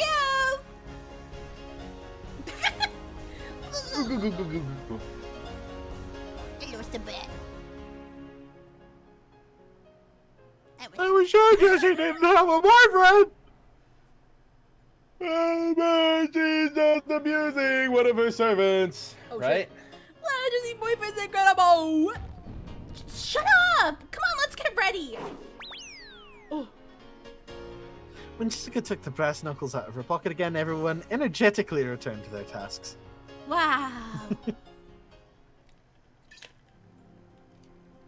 oh shit. Ooh, ooh, Ooh, ooh. music Ooh. change. This time, We're in the murder's at school. That's true. Cannon went down to the corridor Jessica had showed him and ran into a temporary stage set up where the vending machines would have been. It was probably being rented by the hour by some group or club. The ones singing were student groups, but the crowd was still incredibly excited. Disliking that clatter, he leaned against the wall in the darkness by himself. Jesus fucking Christ. No, you can't act like that and Jesus dress like that, Christ. Cannon. He's a For the love doomer. of God. Oh, I think Cannon, it's him yeah, again. Cannon, get up oh there. my god. I didn't know he was like this before he believed in magic. Maybe it was good for him. Oh my God. So this is what So they this- call high school. It's Cannon. It sure is noisy. That's And what now it's Cannon done. thought. No, it's yeah, not that's him it. anymore. Yeah, that's it. Then he remembered Jessica just now, acting in a way that he'd never seen before. Honestly, she was in such high spirits that alcohol might have been involved. Cannon's like, is this bitch drunk? To him, remaining composed and intellectual at all times was the highest virtue. In that sense, it was very hard for Cannon to get used to the atmosphere of a school cultural festival. He had a responsibility to report everything he saw and heard to the master. So he had to report about how Jessica had acted without restraint earlier. At the very least, it was not fitting for the daughter of the Oshiromiya head family. I was gonna snitch. Snatch. Oh, Matt. The Master Kraus-sama, and especially Natsuhi-sama, will probably be angry. Oh, it's him. Yeah. Ugh. If I am to report it in a way that protects Milady, should I blame it on inappropriate school friends? What was all that? So stupid. Cannon thought back. True. Cannon thought back on how Jessica had acted earlier and sighed again. He could understand Natsuhi's headache a Damn. little now. Jesus Christ, dude, what a dick.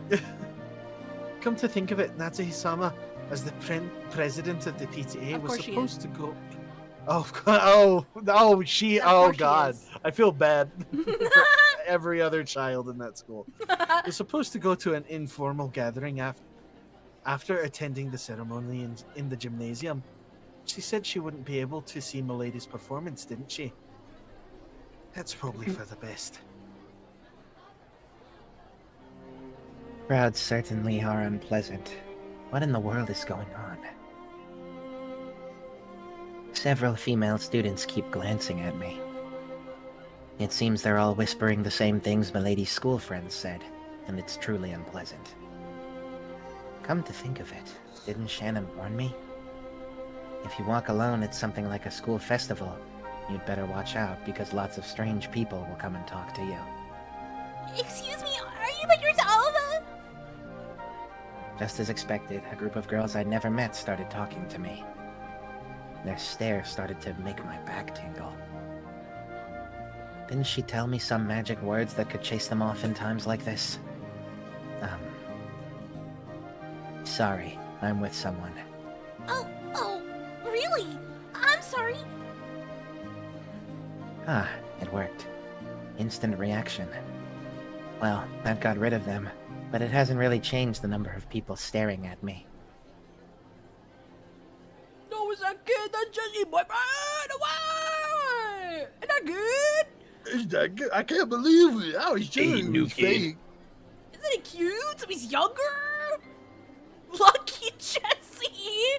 What the fuck, dude? There's no way I'll ever come to a place like this again. Cannon sighed for about the zillionth time that day. That's not a real number. I hate you.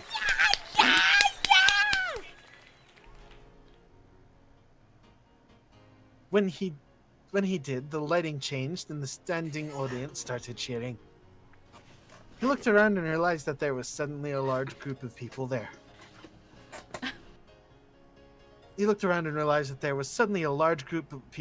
Unlike earlier, there were mostly guys. With this huge crowd, he couldn't even see the stage. Fortunately, there was a fallen beer case nearby, so he tried using that as a footstool. When he did, he realized there was now a new group on the stage. Oh. Their leader is Milady. She's changed into stage clothes, and she's even holding a guitar. I didn't know she could play. Just about to shred. Then again, maybe she can play. I've seen her practicing air guitar before. Natsuhi-sama wouldn't approve of any hobbies outside of study. Maybe she was always practicing in secret. Come to think of it, she's been returning really late from school recently, hasn't she? Maybe she's been practicing at school, far away from Natsuhi-sama's prying eyes. It really is for the best that Natsuhi-sama didn't come. If Milady were to get scolded by Natsuhi-sama after putting so many hours of practice in, she'd probably be dejected. Jessie-sama!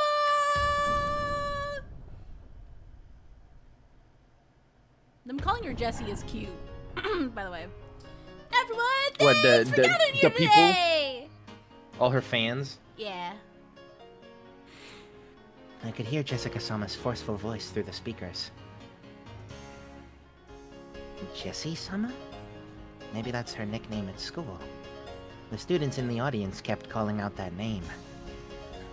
I'm a little offended by that crude name. It's inappropriate for Milady. Jessica-sama was in high spirits as they kept shouting Jessie-sama. Everyone here was probably a fan. Her mic performance picked up on that and electrified them even more. It was almost like a music program Oh, on God. TV. My bad. Ah, no! My bad, I'm sorry. Where'd it go? I'm sorry, there it is. Okay. It's okay. Oh, it's you, Shane. Oh, it was almost like a music program on TV. At first he'd thought this was silly, but that feeling had changed into appreciation. It was incredible in its own way. Kanan never listened to music of his own free will, but he'd often heard the kind of music the Oshiromiya family liked. Since it was almost all classical, Kanan had naturally taken a liking to that kind of music. So to Kanan, the song Jessica sang was, how should you say it, extremely colourful. In any case, if Natsuhi-sama heard it, she'd probably faint. Oh wow. What? Let's go! Wait, they're just gonna Well, play we get the a song?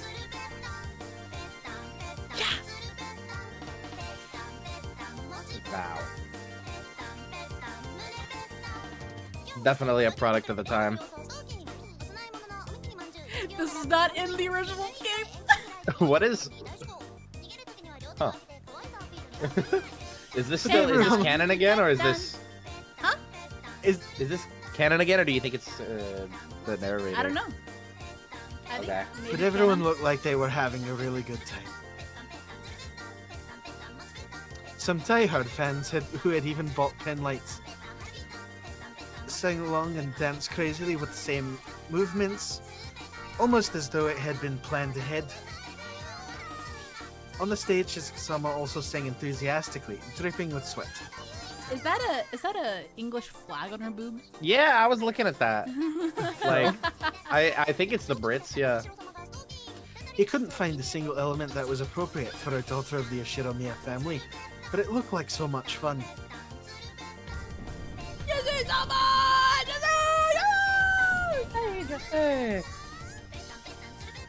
Huh? Wow. I don't know. That's what she's singing? Goddamn. I think those are the lyrics. Yeah. Don't say Marisa. Don't say it. Don't say it. It's fire.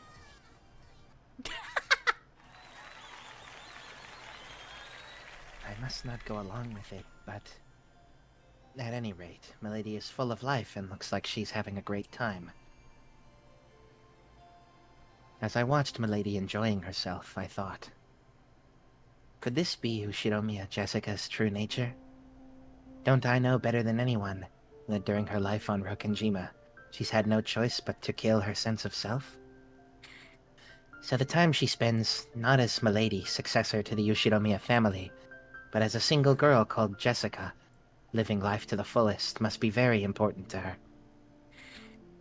I've worked so close to Milady, seeing her in all seasons, and I thought I knew everything about her.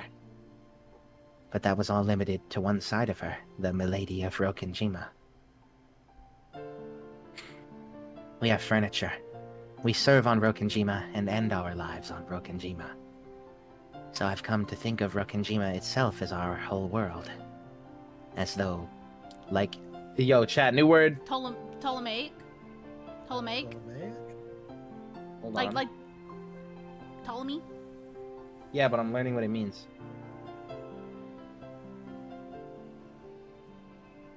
Oh. It was a Greek empire. Mm-hmm. So I guess he's just saying that that was like theory created by them. Mm. Wow. Sorry, chat. I gotta know the meaning of these words. True. It's We're learners. It's a way to get your education in while you're Mm-hmm. watching your anime PNGs. True. Get your money up, not your funny up, Dante. Big fucking moves. As though, like in Ptolemaic theory, the ocean spilled off the end of the world into an abyss. But when I look at Milady like this, I can see how horribly narrow that outlook is. I still can't go along with the excitement of the crowd, but I feel like I can see something that cannot be seen on Rokenjima. I'm not sure if this is the unseeable thing Shannon was talking about, but the ocean still doesn't look blue to me.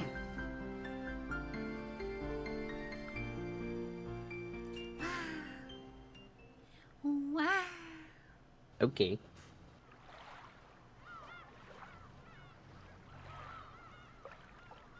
Ooh. Oh, time is passing. Okay. Immediately cuts to Battler just snitching. Imagine. Oh. Gross. Wasn't the cultural festival at Jessica's school today? How is the principal doing? He seemed to be in good health. That's right. Diet member Takamiya was also there. He said to give you his regards. Oh. Busy as usual. It appeared so. That person is also very energetic. Oh, and I believe President Emoto also made an appearance. Naturally, on the topic of Jessica's cultural festival came up at dinner. School events often became social gatherings for local volunteers. It was the same for the Oshiromiya family, who are celebrities around here. Natsuhi remembered the same... Natsuhi remembered the name of one VIP after another at that social gathering, telling crowds the news about them. Jessica didn't really have any interest in that discussion and rudely sipped her pumpkin soup. Milady, perhaps you ought to take more care with your manners. Shut up, Genji. Hell yeah, sorry about that. Jessica, how many times must I tell you to watch your language? Yes, ma'am. Jessica answered, discouraged. When he saw that, Kraus smiled a little and paused his conversation with Natsuhi. How was the festival? Whoa! Oh, it's my Whoa. turn. I caught the bug. Oh, shit. Ah, Oh, shit. How was the festival for you, Jessica? Huh? Well, it was okay. I was watching. You did an excellent job. What the fuck is that? Awkward. Huh? Huh? Ah, well, Dude, why do all of the Ushinomiyas have like the little fangs? because they're little pookies. They're all little fucking conniving schemers. Conniving? Yeah, Conniving. Conniving. Conniving. Your mum.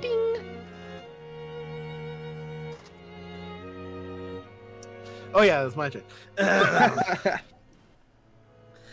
Jessica's face turns bright red. She probably hadn't imagined that Natsuhi would actually come to see her on stage.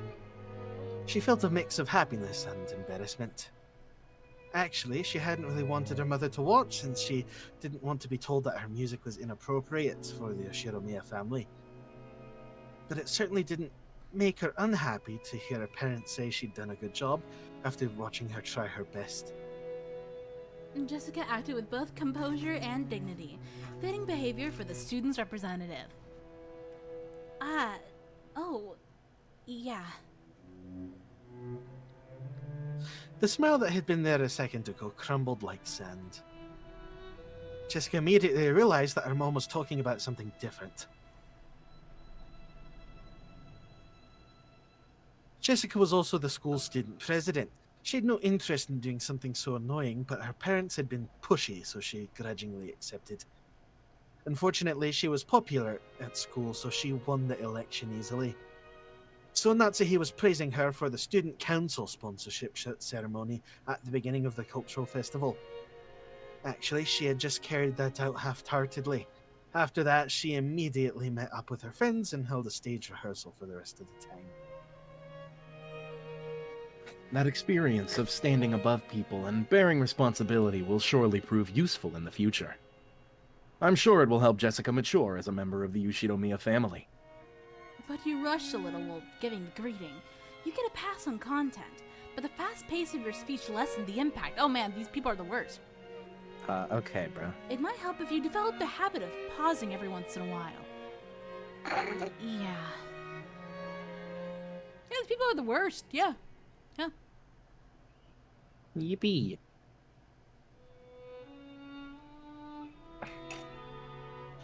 After she finished eating, Jessica didn't feel like going straight to her room. Her room was basically the place her parents had ordered her to be.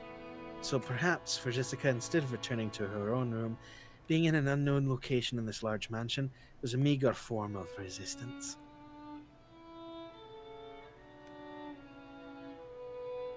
Oh boy. Jessica felt that even being in the mansion made it hard to breathe, so she went outside to the rose garden to have a joint. Well, even if she did show up, I'm sure she would have said something about how it wasn't appropriate for a successor of the Ushinomiya family. So isn't it better this way? Jessica laughed at what she was sulking over. She laughed at what kind of word she could possibly have been expecting. That was dumb of me. In the end, I was just acting like an entitled brat. I'm a little exasperated with myself, and it makes me want to laugh. Milady. What? Canon-kun, don't scare me like that.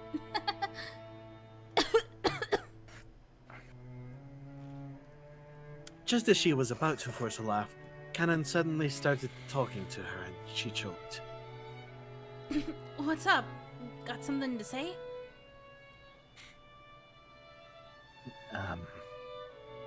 Yes? Jessica's expression became the one she always wore when looking at Canon. The listless Jessica from a second ago was gone. If he had only known Oh shit, Jessica shit, as... my bad. The listless Jessica from a second ago was gone. If he had still only known Jessica as the eventual successor to the Oshiromiya family, as he had until yesterday, he might have mistakenly thought that Jessica's mood had sprung back to normal. But that wasn't right. He now knew that a part of her that he couldn't have seen until yesterday. So he understood that there was no way Jessica actually felt the way she appeared. Oh, about today's culture festival. Well, thanks for coming with me so I could show off. You saved my butt out there. That song. You were really good. What? Uh, really? You're embarrassing me. Even though she had heard the words she most wanted to hear, Jessica acted shyly and couldn't accept them openly. I cannot sing, and I don't know how to play any instruments other than the harmonica and the recorder, which I learned in elementary school. So I simply assumed you were the same, milady. Okay, he gets 1 point for knowing how to play the harmonica. You know, But it's probably not blues, it's probably like Mary Had a Little Lamb. he Man. knows how to play hot cross buns on the recorder. It's fire.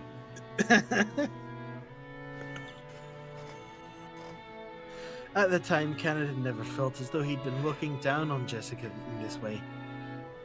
But all the people he'd seen playing special instruments were on the other side of the bron tubes in the TV. Is that what they're actually called? Hold on, let me Google that. Maybe. Perhaps. Bron tubes. Bron tubes. Bron tubes. Bron tubes.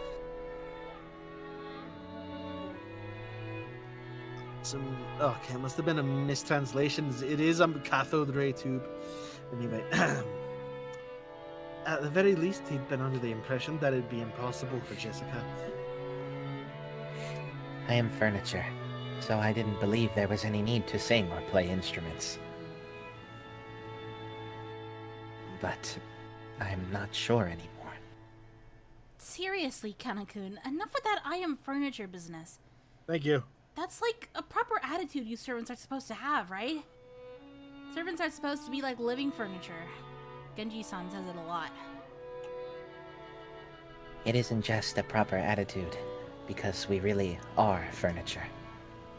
I know the kids from the Fukuin house receive assistance from grandfather in various ways, and I realize how grateful you are for that.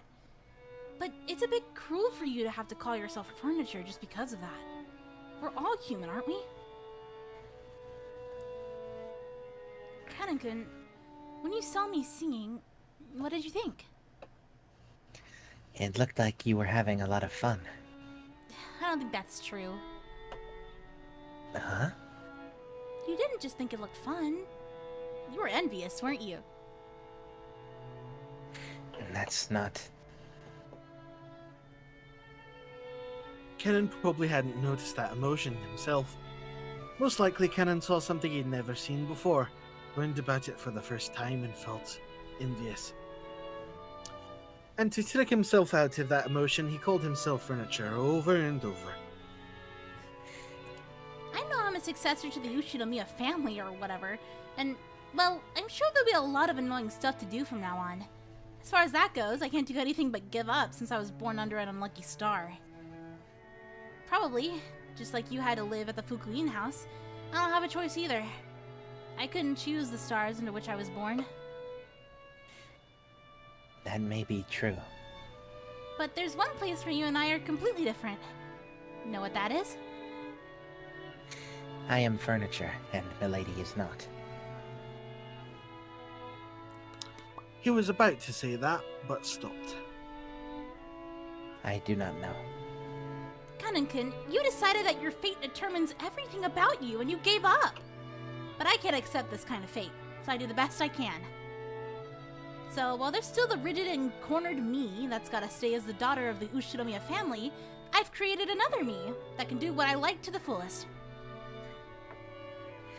Another... you. Yeah. Kenan-kun, you've been instructed to say because I am furniture. I'm sure you've gone through a lot of tough times just because of that. I think that's really unfortunate. But the idea that your entire life will be decided by that alone just seems sad to me. You know, it's always possible for people to create another self inside them, a self that they can truly grow to like. I'm not talking about escaping from reality, okay? When I'm that other self, I can really feel like I'm living a great life. So no matter how constrained and boring everyday life gets to be, I can always live on without suffocating. Wow. To make another self inside yourself that you can truly grow to like. To make another me one that isn't furniture. Through her relationship with George-sama, has Shannon given birth to another self that isn't furniture? And did this other Shannon see something that cannot be seen by furniture? That's right. Well, I don't know anything about your private life, Kennen-kun, but I can sort of guess. Your private life probably doesn't exist at all. Am I right? Cannon couldn't reply, but that answer was enough. He had no concept of a private life, so Cannon-kun would always be Cannon. So furniture would always be furniture. Kennen-kun, Kennen isn't your real name, right? In the Fukuin house, new graduates would be given new families and a new life, so they were also given a new name. In his case, that was Cannon. Certainly, this name of mine may be a temporary thing.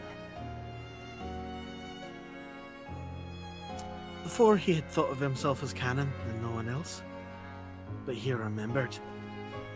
There definitely had been another self that wasn't Cannon. But that was far away, beyond the distant fog of oblivion.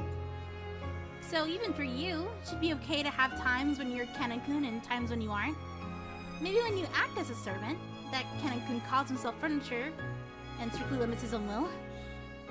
But when you aren't Kennen-kun, I think it's okay to live much, much more freely.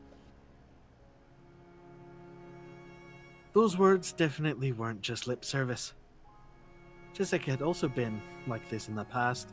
She had cursed her own birth into an environment different from all of her friends at school. Only she had been in a heavily constricted environment, forced to learn all sorts of things, and she had even been told to whom she was and wasn't allowed to play with. It may have been sad, but she had given up resisting herself to the fact that she'd been born under that kind of star. But one day, Jessica stopped giving up and surrendering. Stuff like Ushiromiya family customs and pressure didn't matter. She'd created a real Jessica inside of herself. One who could do what she really wanted to do. You know, I go by the name Jessie at school. When I'm Jessie, I live life honestly and to the fullest. And because of that, I can do my best when I'm Jessica too. Would it really be so bad if you could also have times when you're Cannon and times when you're, your real name? When you aren't Cannon, can't you try becoming another self that you could like? A time when I am not canon. He'd once thought of his real name as being completely meaningless. Because of that, he'd thought that Cannon summed up everything about him. And now Jessica was telling him to create something new, another self that wasn't Cannon. Kennen-kun, if you don't mind, tell me, what's your real name? He was silent for quite some time. Maybe Cannon's real name had risen to the tip of his tongue. After hesitating for a long time over whether he should say it, in the end, he swallowed it back down. I forgot. My name doesn't matter anymore.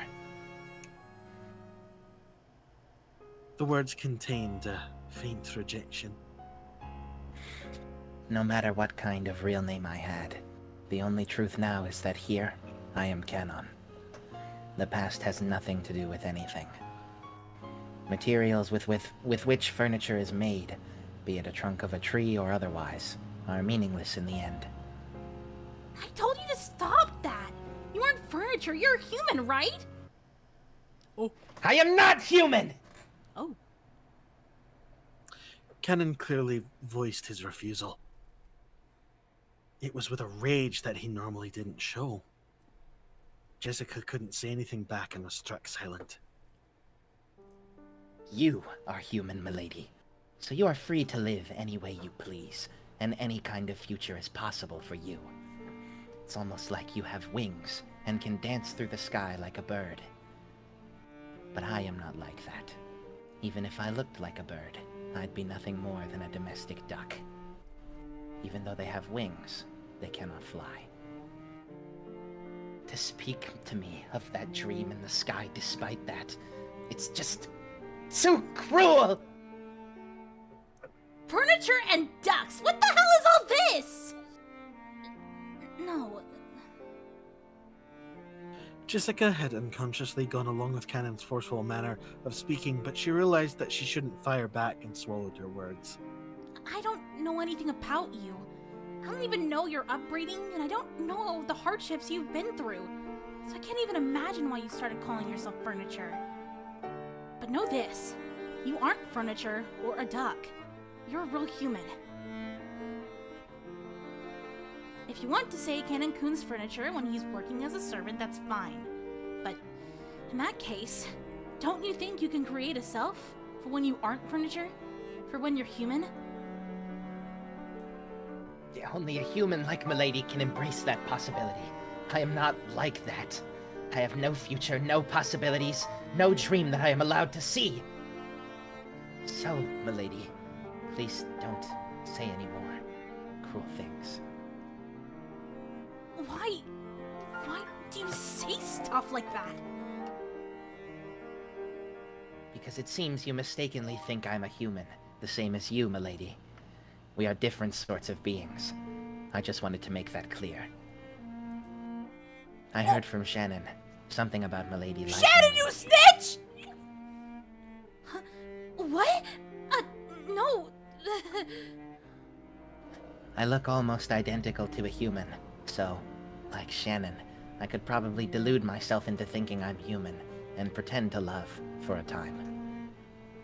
But then, I would surely be fooling myself. No, I would be fooling you too, Milady. Shannon and George-sama will definitely fall apart. Even though Shannon herself probably realizes that day will come, she's taking part in such a stupid... There's nothing stupid about it! Sure, George Nissan's a wonderful person, and he's got to match up to his parents' expectations. I'm sure when it comes to marriage, Aunt Ava will interfere in various ways, and I think their future prospects look like they'll be full of trouble, okay? But you know what? George Nissan isn't the kind of guy who'll surrender to that shit. Shannon's no Juliet, and he'll definitely bring her happiness. People cannot engage in romance with furniture.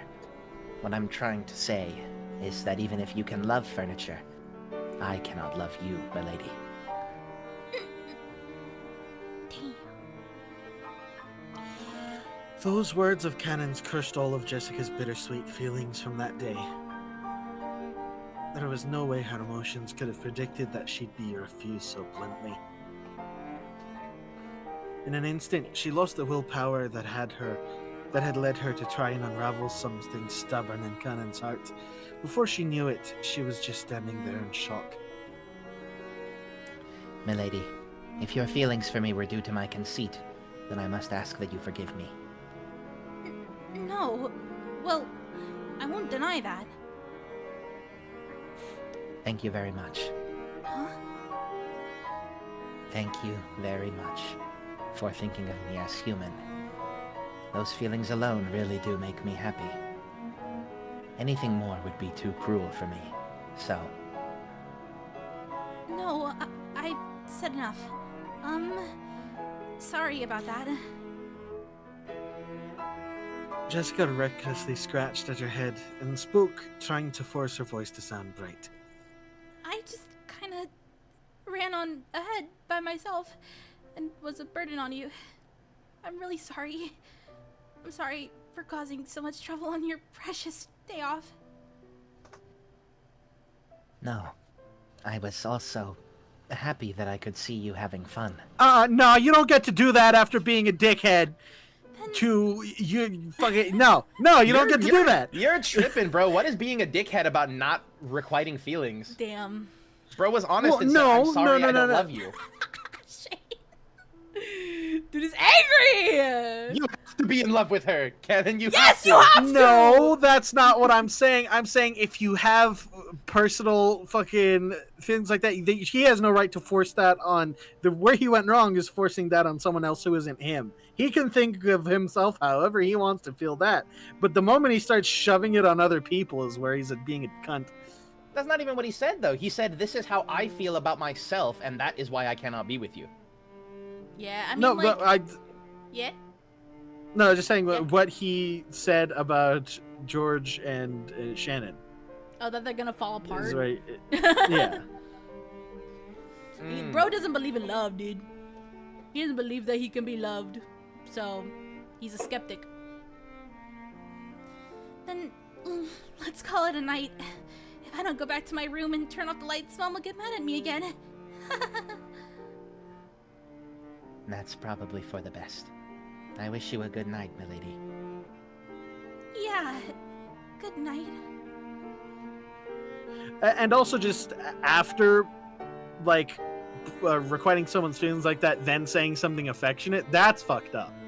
That's more so the issue I had. I mean, like, it's like, obvious he cares about her in some sort of way. Yeah, But- I don't feel like anybody's Yeah, really. but that's- I feel like he's not like being malicious, you know. No, he's not. He's not being malicious here. Not trying to. But it is fucked for Jessica, definitely.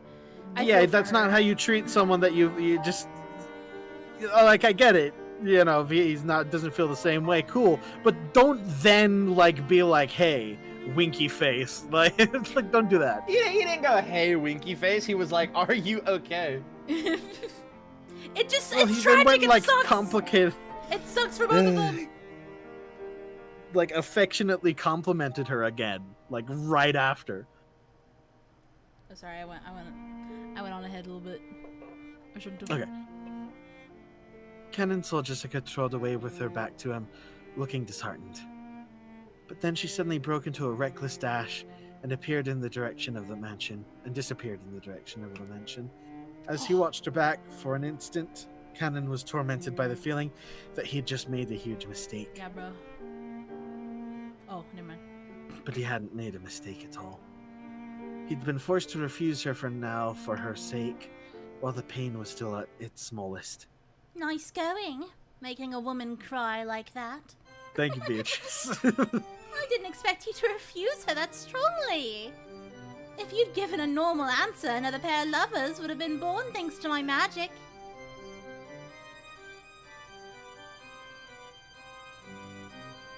How long have you been there? What a horrible person. When he turned around, the witch was suddenly there.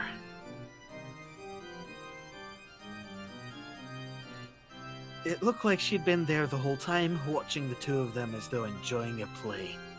I shall forgive you for your insults just this once, in deference to that amusing little show. Even after 1,000 years, no more interesting show exists than the complications between boys and girls. To me, it's a pleasure that's better and more addictive than opium. I've tried. Oh. Kenan pulled the butterfly brooch out of his pocket. It was the manifestation of the great magic which had bestowed. Oh. Oh, shit. Without hesitation, Kenan slammed it against the ground and stomped on it. Oh, what is the meaning of this? You know that was given by me. Just now, I figured it out. What you're doing isn't as tasteful as being a cupid of love. You're just a demon who enjoys showing love to those who can never be together, deceiving them. You're free to think that. Most humans I lend my power say the same thing. Don't play dumb! You didn't let Shannon your power because you feel sorry for her. You found a weak point in Shannon's heart as her chest burned with love, and you made her break the mirror that sealed you. What's more, you guessed how this would all end, and now you're toying with her! Am I wrong? Furniture has a thoroughly pitiful existence. So, you have no dreams, no future, and even no love? Good, good. There is nothing better than knowing your place. As as you noticed, there was a faint love residing in Jessica's heart.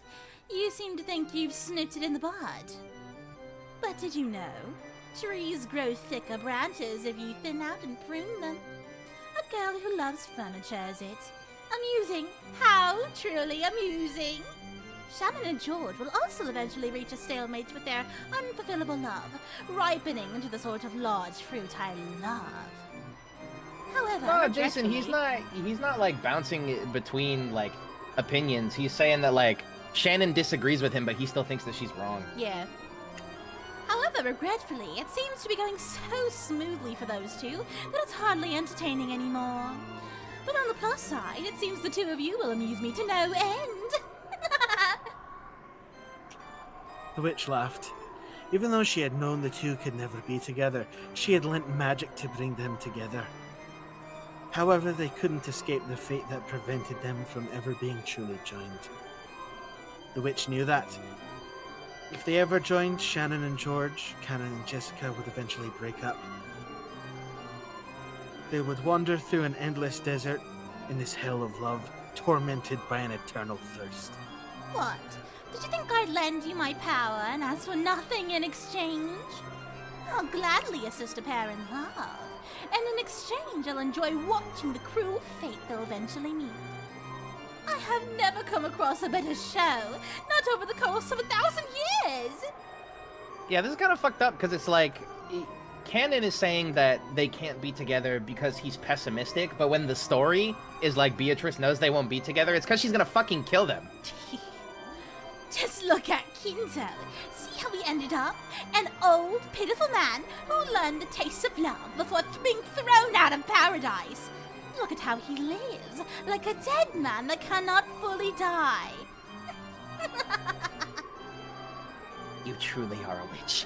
Disappear! Get out of my sight, demon! Oh, I would love to disappear even without your prompting. My power still hasn't returned. It is still tiring to continue showing myself. I overdid it when I said I gave you love as my power. As I am now, it will not be easy to maintain that power without that brooch as a catalyst. Oh, pfft.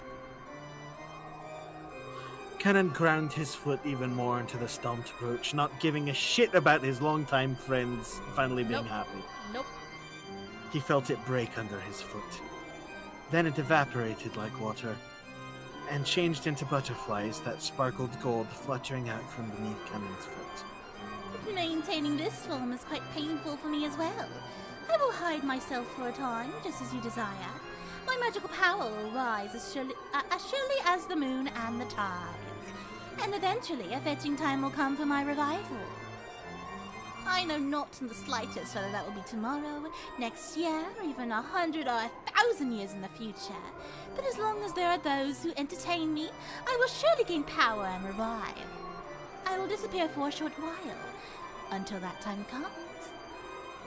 The bruise on the palm of your hand is already gone, so if you wish, tomorrow morning, you can let my existence vanish like an illusion or dream.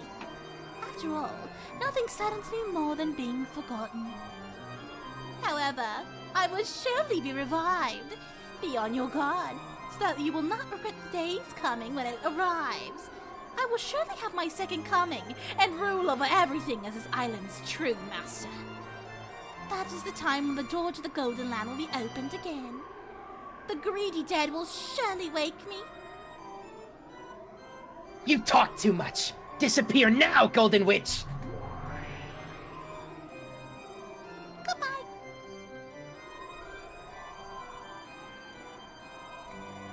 The witch became a cloud of gold butterflies and scattered away, leaving behind a scornful laugh. The whole area sparkled like a gold blizzard in the snow globe. It was a fleeting, fantastical scene that disappeared in a heartbeat. And now she's gonna conveniently hide away again.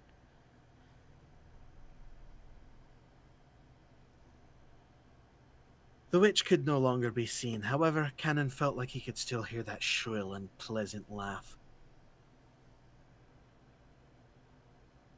Ah, how amusing. How truly amusing.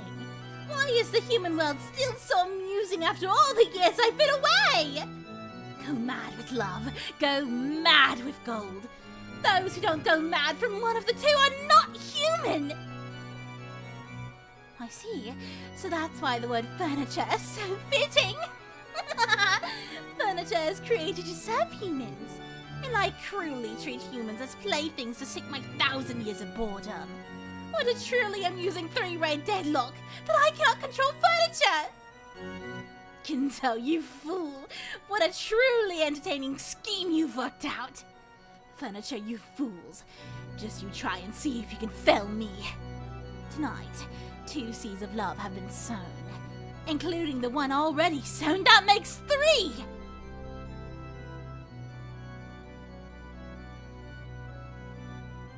Oh, he's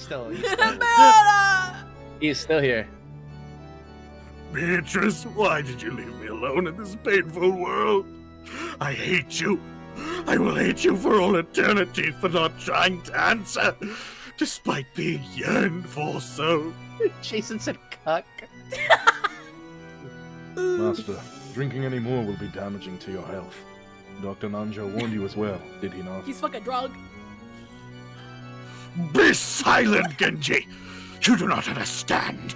You do not understand my grief and sadness. And I believed that at least you, my oldest friend, would understand my pain. Why can you not understand? Beatrice! Why did you leave me alone? No, So he's sad. a cuck. No, he's not getting cucked. Nobody else is Yeah. fucking her. Well, we'll have to see, actually. What the hell do you mean, furniture? I don't get it! Ah! Damn, let's get something out. Poor Jessica-sama. Even through the cries I hear coming from your room tell me of the situation, there is nothing I can do. This is all a tragedy due to a pair who are too young getting too close when the positions of their birth are too distant. I can do nothing but understand the lady's feelings, hide my footsteps, and quietly walk away. Everyone is in pain. Everyone is in pain. Everyone is in pain. I'm really sitting here thinking about it, like, and evaluating it. I'm sorry, bro. I'm still gonna firmly say Cannon did nothing wrong. I actually think he's the only person who's right in this situation. I don't think anyone did anything wrong I necessarily. don't think he did anything wrong purposefully. It just annoys me when people with self-bad feels make it other people's problem. No, I get it, because it's like, it's weird because they're all a victim of circumstance, right? Because when you look at it from the perspective of like what's actually happening, like sure, what he's saying is like right, and they could actually never be together because Beatrice is going to kill them, but he doesn't know that. He's just being a pessimist, right? But Yeah. Beatrice knows that that's true.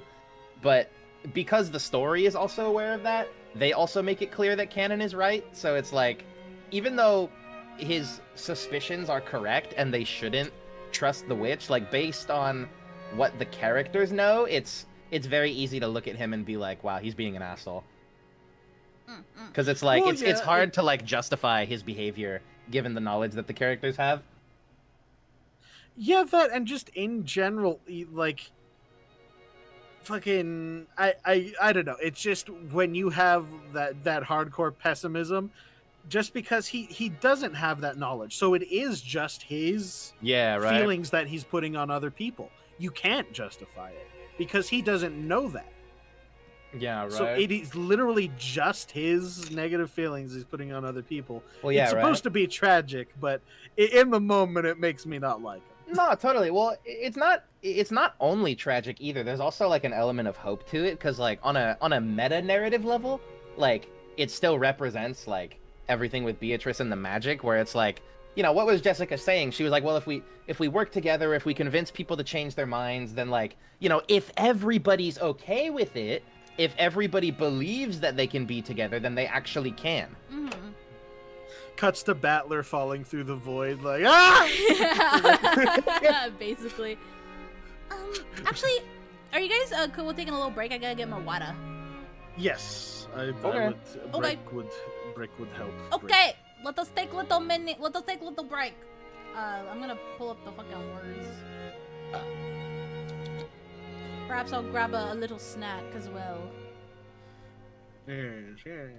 Yes, yes. Okay, everybody. I'll see you. I'll see you at the word. BRB. Goodbye. Oh, shit on me, fam. Great job, guys. Great job, guys. We won. Oh shit, we won the word game, and then I decided to stop it. Yay! We are all everything and nothing all at once. We perceive and we do not perceive. Our perceptions are our reality. Dude, what? Everything and Everywhere All at Once was a really good movie. I never saw It was a really good movie. You should watch it, Shane. I think you'd like it. No. Okay. All right. What do you think? You think me? I'd like a cool artsy movie about expressionism that I Yeah. just haven't gotten around to watching? Yeah. Huh? Yeah. I like movies about God and the military. Got my favorite movies, The Hurt Locker. No, I don't know. I like Ryan Reynolds. Ah! You seem like the kind of guy that rewatches Rush Hour like 3 times a year. Shane and I have Shut up. ritualistically been watching old lady movies, like mom movies. We Yeah. watched Steel Magnolias. We Yeah. watched The Help. Yeah. What else did we watch? We watched Julie Newmar. Oh yeah, Tu Tu Wong Wong Fu. Yeah. Thanks for Nothing. Julie Newmar. Yeah. We gotta watch The Green Book. We That- do, that's and another- yeah, the Notebook. Yeah. The Notebook. Yeah, we Yeah. gotta watch that too. Yeah. Yeah, we have a list. And we gotta finish the Sergeant Frog dub at some point. True. Yeah. Dude, I'll join you guys for The Notebook. I've never seen it. Fire! Let's watch it. Oh, let's go. Fire. Okay. We must go on with our quest. Sergeant Not Flowers From. in the Attic, classic mom movie. I've never heard of that one. I'll look at it, see if I've seen it. Oh, we also gotta watch the garden one. The Victorian fucking The Garden. Garden Garden my of mom showed Gibelheim. The Garden of Gibbelheim. My mom will know. That was when she watched and cried and then got mad Secret at me Garden? for asking her why she was good. No, Secret Garden is a Something- classic though. Love Secret Garden. it might be. I'll have to. I thought it was something different. That might be it. But True. All right, let's get back into it. I'm What looking up Flowers in the do Attic, you by the mean way. by that, George-san?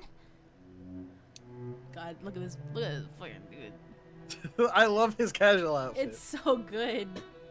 So much better. I mean what I said. I still haven't built up my castle. Once I manage to do that, I'll finally be able to think of myself as an adult. When that happens, I want to marry you. Nice troll, by the way, Jason. Flowers in the Attic is a horror movie. It's one where the kids are locked in the attic while their mom poisons them in the kid. That's awesome. Sounds like a fire movie. I do want to watch that, Yeah. yeah. That's,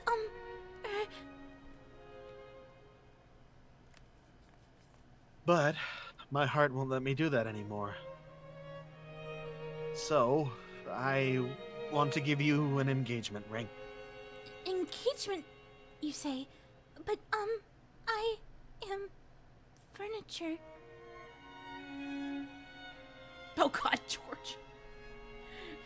Okay. Oh, right, that. Well, then furniture has to listen to what people say, right? Right now, oh wait, for people's. Okay, No. sorry, that one fucked me up. Okay, You know what? right now I'm having a ring made that'll be fitting for you. I think it'll be ready in time for me to bring it to the upcoming family conference. Oh shit! Oh, we're getting closer. Oh, God. I'll give it to you then, so please. I want you to let me hear your answer. If you accept, then I'll proclaim our engagement right there, in front of all the relatives, including grandfather. George-san, I'm sure some people won't approve of our relationship, but there's no need to look at their faces, because you'll only have to fill your eyes with me. Yes, George! Fuck it up! I will definitely bring you happiness. That's the one thing I can promise you with certainty. Yeah, dude, this guy is a super Chad. I Yeah, really, no, I he's like the Riz him. Master. He loves one girl a lot. That's exactly what I was thinking too, Adam. Yes, sir! I bless this union! Why are we back with Wait to the? see how it will ripen. What the fuck is happening in the background? I don't know. Oh, hold on, wait. So, hold on, let me crank this up. There's some fucking chanting going on. Yeah, this is crazy. The chanting is done. The cold Are we playing butterflies Skyrim do now? not swoop upon the juice of overripened rotting fruit. Hell? I cannot wait for the day of harvest to come. It is the time. Wait, is the time of the banquet here yet? She's so silly. Battler, save the day, please. Bella! Oh. Battler, Battler. help us with the great uncucking, Battler. We must do better. We must uncuck. She's just a girl. Is Beatrice girlhood? She's a girl. Oh shit! Here we October are. 4th. Time for Battler to puke on a boat. Oh my god, are we finally back? We're on a train. Oh, not this music. Okay. Okay, Shady, you gotta choose a different narrator this time. Since we're on the Oh, game wait, board shit. again. Are you gonna go back Wait. to the? Oh, because we're okay. We're on the board again. All right, gotta go back to British, I guess. Yeah. Okay. They had eaten breakfast at a coffee shop in the station building. By chance, the inside of the shop had been decorated with Halloween colors since it was October. Maria had seemed to be awfully pleased with that. Oh, that little bitch. For quite some time, she talked like. I like the idea of him being aware. I saw that. We're all just sitting on a bench behind everyone, waiting for this to end. She talked loudly inside the train about wanting to have a Halloween festival, without caring that she was attracting the attention of others. Halloween is popular in Europe, America, but people aren't that familiar with it in Japan in the current year of 1984, but they will be in current year of 2024. True. And several people will be dressed as ghouls. The shopping distance was covertly decorated with orange pumpkins, but the costume parades of the children demanding sweets and saying trick or treat were nowhere in sight. Ugh, I want a Halloween festival. I don't want to wear these clothes. I want to look like a witch. The family conference isn't for playing. We're going to meet grandfather, so you have to dress up nice.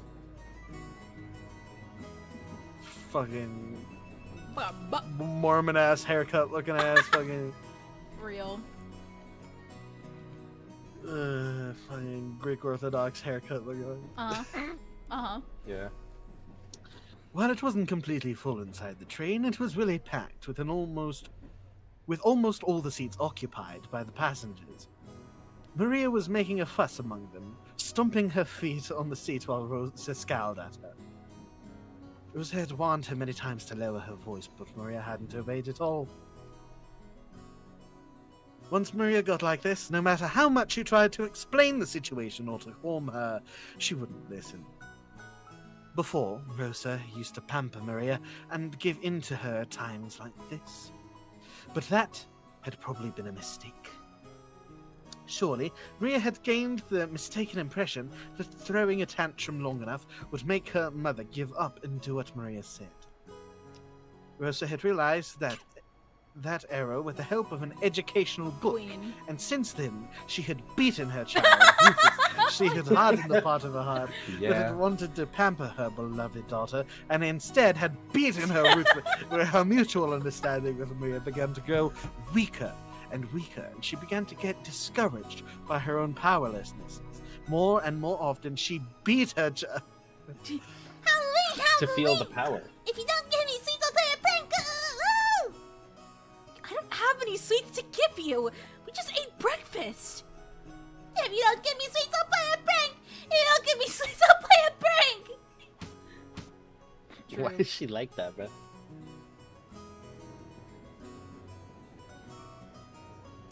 A stout old woman, who was sitting nearby as Maria stomped her feet, picked a candy out of her handbag and held it out to Maria. I got a sweet! I got a sweet! Look, Mama! Mama! Happy Halloween! Hey, Maria, you just can't accept sweets from strangers, right? Give it back! Oh, don't worry about it. She's such a spirited young lady. How old is she? Like 2? Wow. Maybe there was no malice in the old woman's words. However, Rosa seemed to find that remark extremely humiliating. Don't go back! Don't skip me! Okay, I'm sorry. No, I got it. It's fine. It's too late. Maria, haven't I always told you not to accept sweets from strangers? She gave it to me. No, it's mine. Let go of it! How many times do I have to tell you to do what Mama says? It's mine. Oh. Right on the train, dude? What, dude? This shit, like, What a this is just all she Hispanic move, does. baby! This is her whole character. Don't I always tell you not to say ooh ooh?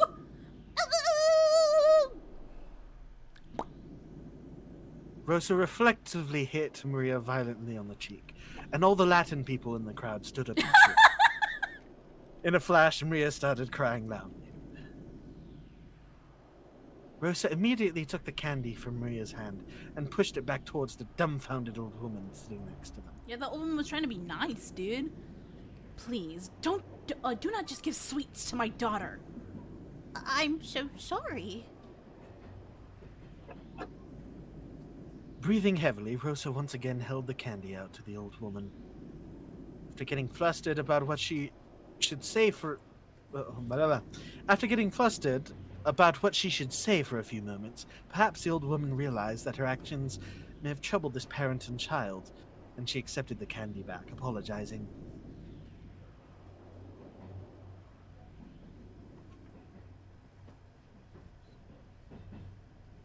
Oops. After that, Rosa finally took notice of her surroundings. Hey, you Her daughter's better, dude. What the clothes fuck, were all man? Me messed when I up. beat my child because an old lady gives her candy? Are you serious? Yeah, dude. Damn, no, I got beats for throwing fits like this in the store, though. Jesus, bro. It's I just, got slapped. this is all she does, bro. She's not a character. She's just a fucking, she's just a fucking, like, oh my god.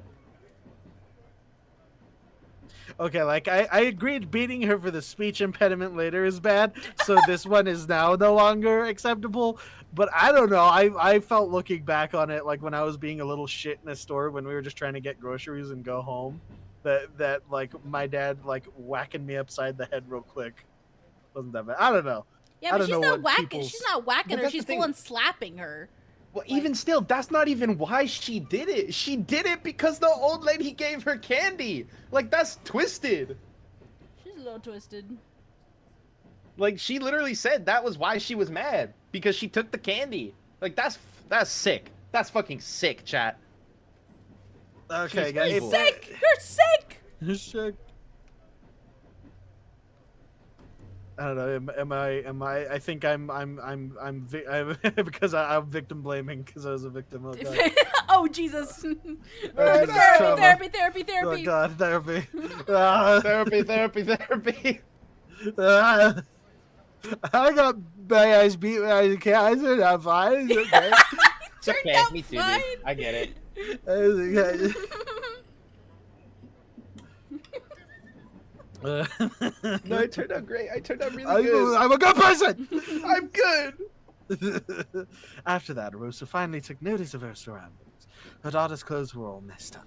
She was crying and shouting, with her nose dripping. There are many dumbfounded passengers watching them. Except for the sound of the train running, the interior was completely silent. Fortunately, that pitiful silence didn't last more than a short while. However, it was followed by an even more painful atmosphere as everyone began to whisper. That's insane. Maria shouted, cried, and kicked, and stomped her feet as usual, paying no heed to the people sitting around her. Impulsively, Rosa tried to slap her again. Jesus Christ! What? But she noticed the cold eyes of people on the train and couldn't. She's okay. Okay. That's moving too much. Crazy. This is so crazy. Hey guys, remember at the start of the last time where they were late? Yeah, that's why. Yeah. Yeah, right. Oh my god. When the train stopped, Rosa forcibly pulled Maria's arm and got off, almost dragging her daughter along. Maria didn't stop crying. Rosa took her to the end of the platform and hit her cheek again. Oh, she just took her around the corner and started beating her ass. Oh my god. At the moment she was hit, Maria stopped crying for an instant, but before long she shouted and cried even more than before. Overwhelmed with emotion, Rosa grabbed the nape of Maria's neck and dragged her, tugging at her hair. Mama, it hurts! Mama, it hurts! Didn't I tell you to shut up? That ooh of yours! I told you to stop! That's the reason you can't make friends in class, right? Get hold of yourself! Why are you still a kindergartner inside your head? Why can't you do what Mama says? Why? Why? With those severe words, Rosa hit Maria's cheek over and over again. The more Maria cried and shouted, the more Rosa hit her. And the more Maria was hit, the more intensely she cried and shouted. Mama, it hurts! Mama, it hurts! Mama, save me! Mama, save me! Why can't you stop saying ooh ooh? This is exactly why you can't make friends. This is why Papa's business trip never ends. This is why... UMINEKO remake where God damn. every timeline the only difference is Ushiro Miyarosa dies in a more graphic and violent way. I think that would be my version of this game. Yeah. Who wants to be the random person? Excuse me, ma'am? Is everything alright? Do you want something? The one who timidly called to her was the station attendant. Rosa glared at the attendant with a look that said, "Don't butt into the problems of mother and child, stranger." Of course, the attendant surely hadn't want to get involved either, so he called CYPD, several police showed up, and the day was saved. They never went to the island. And Rosa got locked up for eternity. Of course, the attendant surely hadn't wanted to get involved either. However, Rosa had been yelling on the platform for a much longer time than she had imagined. Her emotional scolding had led to the passengers on the platform to advise the attendant to call out to her. Damn, dude. Rosa yelled at the attendant, saying not to worry anymore since they'd be getting on the next train. And then finally, or rather for the second time, she noticed the passengers on the platform staring at her from a distance. Rosa sweat lightly and felt a breeze make her sweat to go cold, tormenting her. Maria still kept on crying, shielding her own head. Of course, if this beating continued, she'd probably keep crying indefinitely. I did it. Again.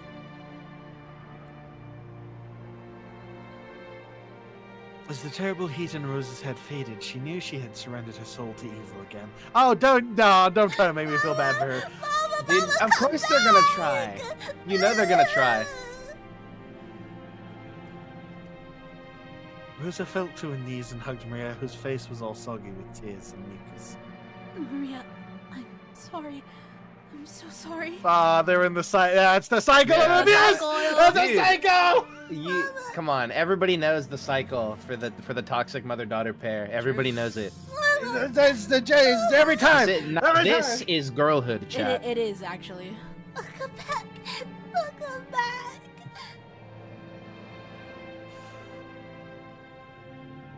Finally, Maria realized that her mother was her mother again. Ah, stop! Ah! I don't like this! Yeah, it hurts. I don't like it! Yeah, it hurts. I don't like it! Yep. I don't have trauma inside me! Shut up! I'm not a little girl, I'm a man! I'm a man! I'm a man! Ugh. No, when I read this the first time, I think I was crying. I think I was crying. Really powerful stuff. Yeah. Okay. She clung to her mother's body and cried, burying her face in her mother's chest. Forgive your bad mama. forgive your bad mama. I'm so sorry. Please don't hate your mama. I don't like it. I'm just fine. Don't hate Mama. Mama was only being possessed by the bad witch again. But you came back, so I'm just fine. That's right. Mama was just being possessed by the evil witch again. I'm sorry. I'm so sorry. Oh no.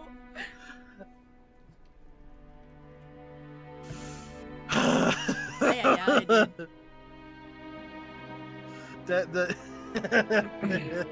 Oh god. The visual novel I get you, didn't Shane? expect. I didn't. Shut up. Shane, this is why VNs are peak storytelling. Yeah. I still don't like Persona.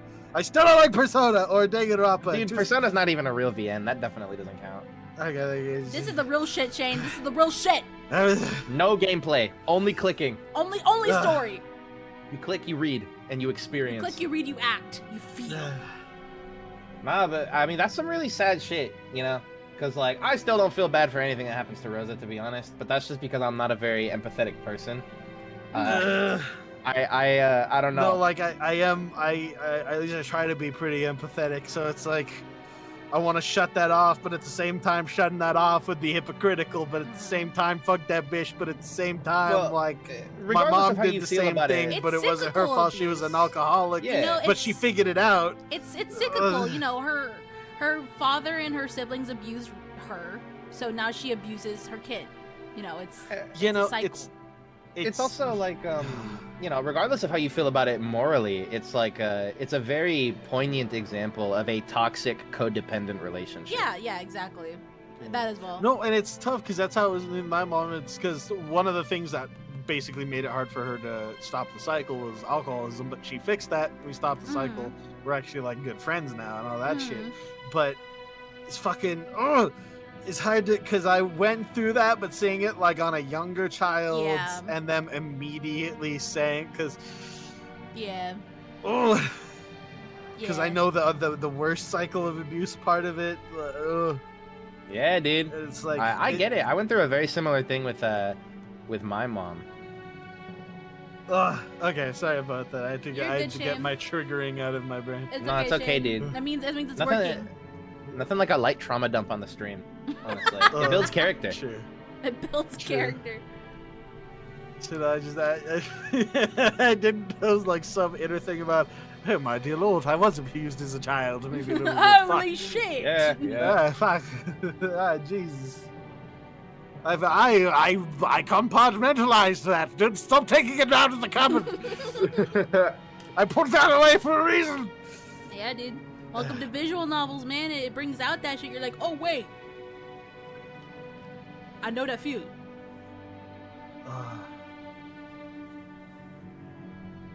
No, same here, Adam. I grew up with the ADD diagnosis in the early 2000s, so I got called. I was restarted for a while. You know what I mean? Yeah, same. Yeah, got called that a couple times. And my mother and my grandmother were my okay. My mother was my 3rd grade teacher, and my grandma was my 5th grade teacher. Oh, nuh-uh. Yeah. Oh, no. Yeah. Nuh-uh with that. Yeah. Oh, Jesus. Yeah, it was bad. Yeah, that's bad. Yeah. Yeah. Yuck. For a long time, the two of them hugged each other, as if before sharing words of forgiveness. And the narrator is okay. After a while, they calmed down and both moved back to the same. Sorry. Moved back at the same time. Maria's face and Rose's face were both deep red after crying their eyes out. Do you want to have a Halloween festival, Maria? Yeah, I wanted to show those pumpkin marshmallows to George and Nichan and Jessica and Nichan. Which was a candy they'd been selling near the cash registers at the shop where they'd eaten breakfast. A fancy sweet and a big orange marshmallow in the shape of a jack-o'-lantern attached to his stick. Maria had wanted it and Is the narrator okay? Pested shut up! Pested Rosa forward. Rosa had okay. Oh, Jesus Christ. He's losing it. He's on it! Oh, God. Oh no, that legit made me lose it. Oh god. Aw. Oh, shame. No, I'm good. I'm good. Such a big softie. I hope you're We ready love for you, Shane. more. Ready for more emotional turmoil. It never In this ends. scene, does it get worse? Not, I don't think in this scene, but just the whole game. Just yeah. Mm-hmm. Dee. Rosa had refused, saying that there was no way she could buy sweets right after breakfast. Then, Maria, I don't know if they sell those in this town or not, but let's get off and try searching for them, okay? Yeah! I love you, Mama! Love you so much! Thank you! I love you too, Maria. It just keeps getting worse. The truth was, they didn't have time to waste loitering around at a store. This is why they were late. Yeah, This is why they were late! yeah, yeah, Ah! yeah. And then she proceeds to beat her more after this. Woohoo! If they missed the airplane, they'd fall half a day behind schedule. She should have left home with more time to spare, but she'd ended up leaving after choosing Maria's clothes. Because of that, Rosa had been a bit impatient since the morning. She looked at the clock. They had to get on the next train immediately. But whether her daughter firmly joined hands with her to go buy the sweets with her mother, and that hand was warm. To Rosa as she was now, it was more important to renew her bonds with Maria. To her, Maria was not only a beloved daughter, she was everything Rosa had. Fortunately, they could see a big supermarket right in front of the station. They might not be able to find exactly the same sweet, but Maria would probably be happy with a similar one. Besides, Rosa couldn't show up with a face swelled from crying. She must fix her makeup. Maybe we won't find a marshmallow exactly like that one, but hopefully we can find something like it. Let's buy some and surprise all your cousins together. Yeah, as long as we buy it together, any sweet is fine. They exited through the turnstiles of the station in this unknown town. Maria walked across the pedestrian crossing together with her mother. They saw a sign that said Detroit.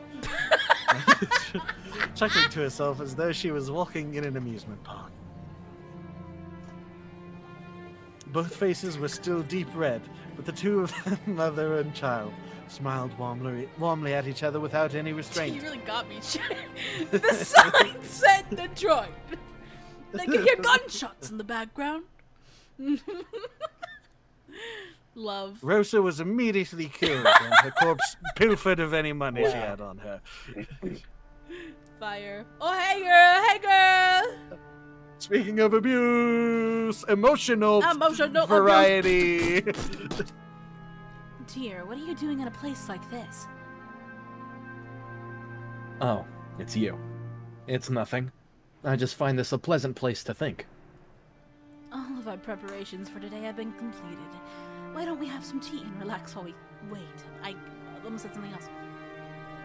Forgive me. I'm always making you handle such troublesome matters.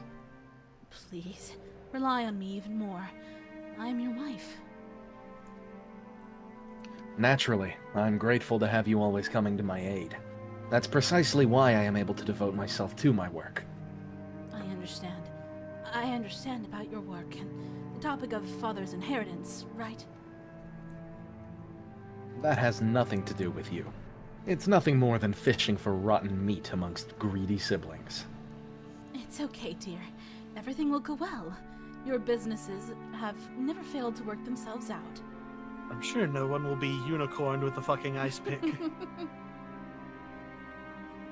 Natsuhi softly cuddled close to Krause's shoulder. Gross. She complimented Krause on his hard work, but Natsuhi knew better than anyone that his work wasn't going well. Krause's project was something like a seesaw where a large amount of money swings.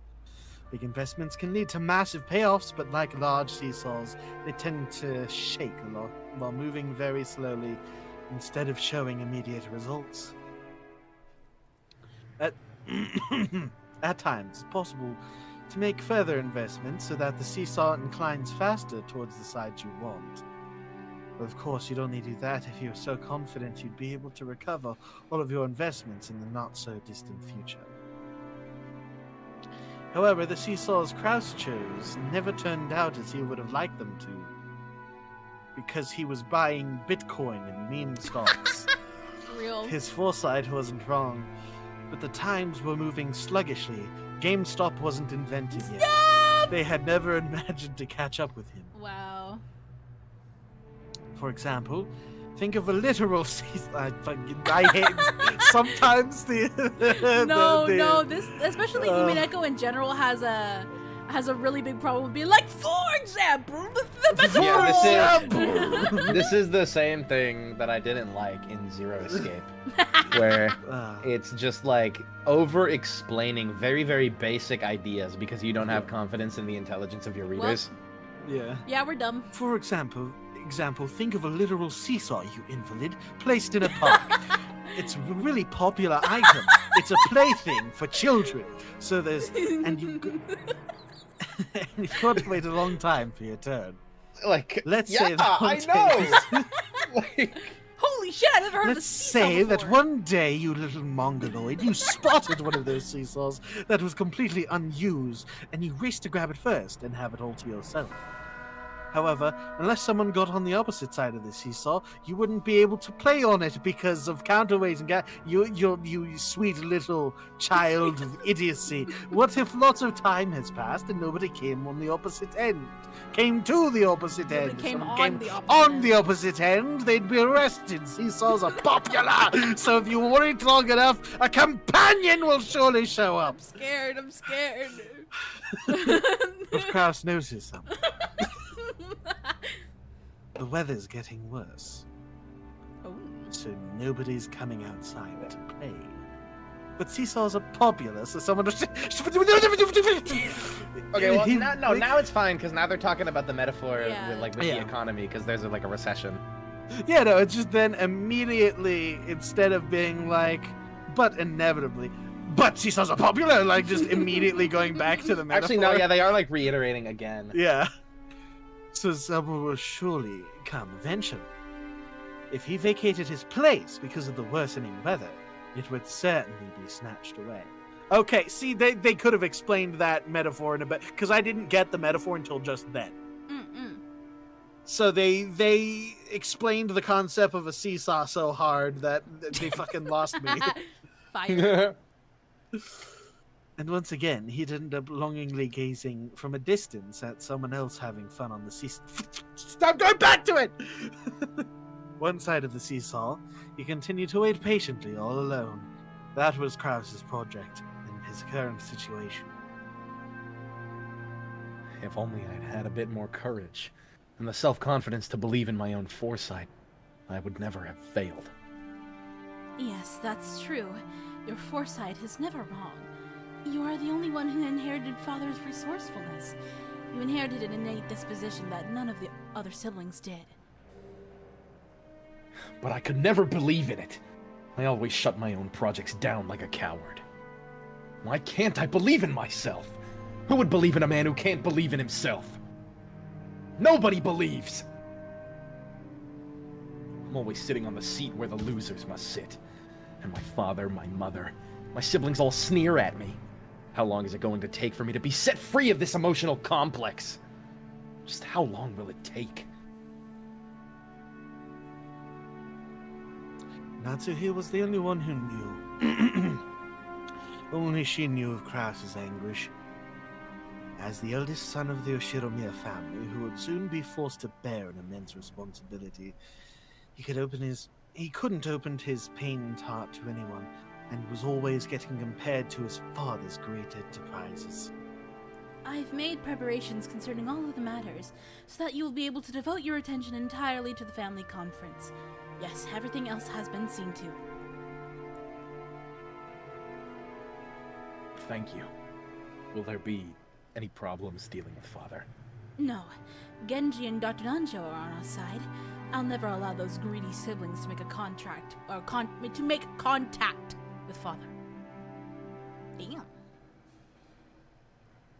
Yeah, so now we're learning a little bit more about that plan they had to snoop the inheritance. Oh, wow.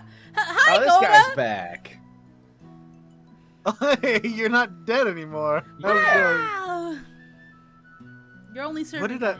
What did I do for his? You voice? I made forget. him like Was he- you didn't have him with an accent, but you made him sound a little uppity, a little snoopy. Hello, Goody. Yes, please leave it to me. I'm anxious to put my skills to work for the big annual job. In the kitchen, multicolored ingredients were. I forgot what accent I was doing for a second. Okay. In the kitchen, multicolored ingredients were gathered, and the preliminary arrangements were promptly being started. Even though it was still morning, the ingredients for dinner were already in saucepans and steaming. Normally, he had to deal with several assorted matters, but on the day of the family conference, he could devote himself entirely to cooking. To Goda, who was originally a chef, this was surely the greatest gala occasion of the whole year. Were you trying to decide whether to say gala or gala? Well, I didn't know if it was continuing on to the next, next okay. line. Because sometimes I have that. I'm like, what? Yes. Oh, Yes, dinner will be calf steak. A wonderful cut of meat is already anxiously waiting for tonight in the refrigerator. Please be sure to look forward to dinner. It was rare for Goethe to be in this good of a mood towards his fellow servants. Goethe bragged about being the Yoshiromir family's personal chef, and knowing he was considered worthy to display his excellent cooking at the family conference was his greatest honor. Oh my god, Genji, yay! Understood. I will leave everything to you. Also, is Kumasawa there?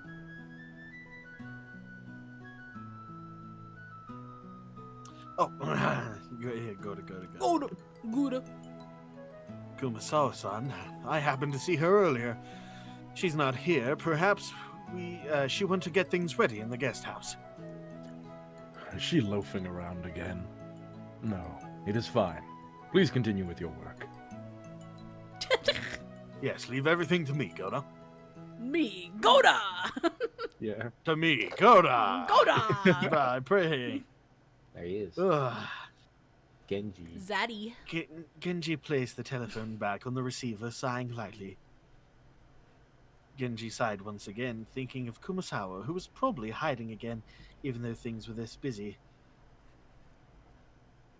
And the ostentatious Goda, who only felt like doing anything on a day when he could show off. Excuse me. The preparations for all the rooms in the guest house are complete. We received instructions from Milady to prepare a room for 4 people, so that the children can spend the night together. So what shall we do? I hear Battler-sama will be coming for the first time in 6 years. Presumably, Milady wants to stay up late into the night with her 3 cousins. Make the preparations. You do not need to tell Madam. I see. Certainly. Oh, he's kind of being a bro. Yeah, he's a bro. So, tonight, we'll have the late night shift, followed immediately by the morning shift. It looks like these 2 days will be tiresome. They're doing a clopin. Speaking of which, the weather forecast is saying a typhoon will strike in this area. Will Oh, it everything really be is. all right? Assuming the typhoon doesn't stray too far from its course, it may affect the boat ride back for the family members. The family conference's schedule might be extended until Monday or Tuesday.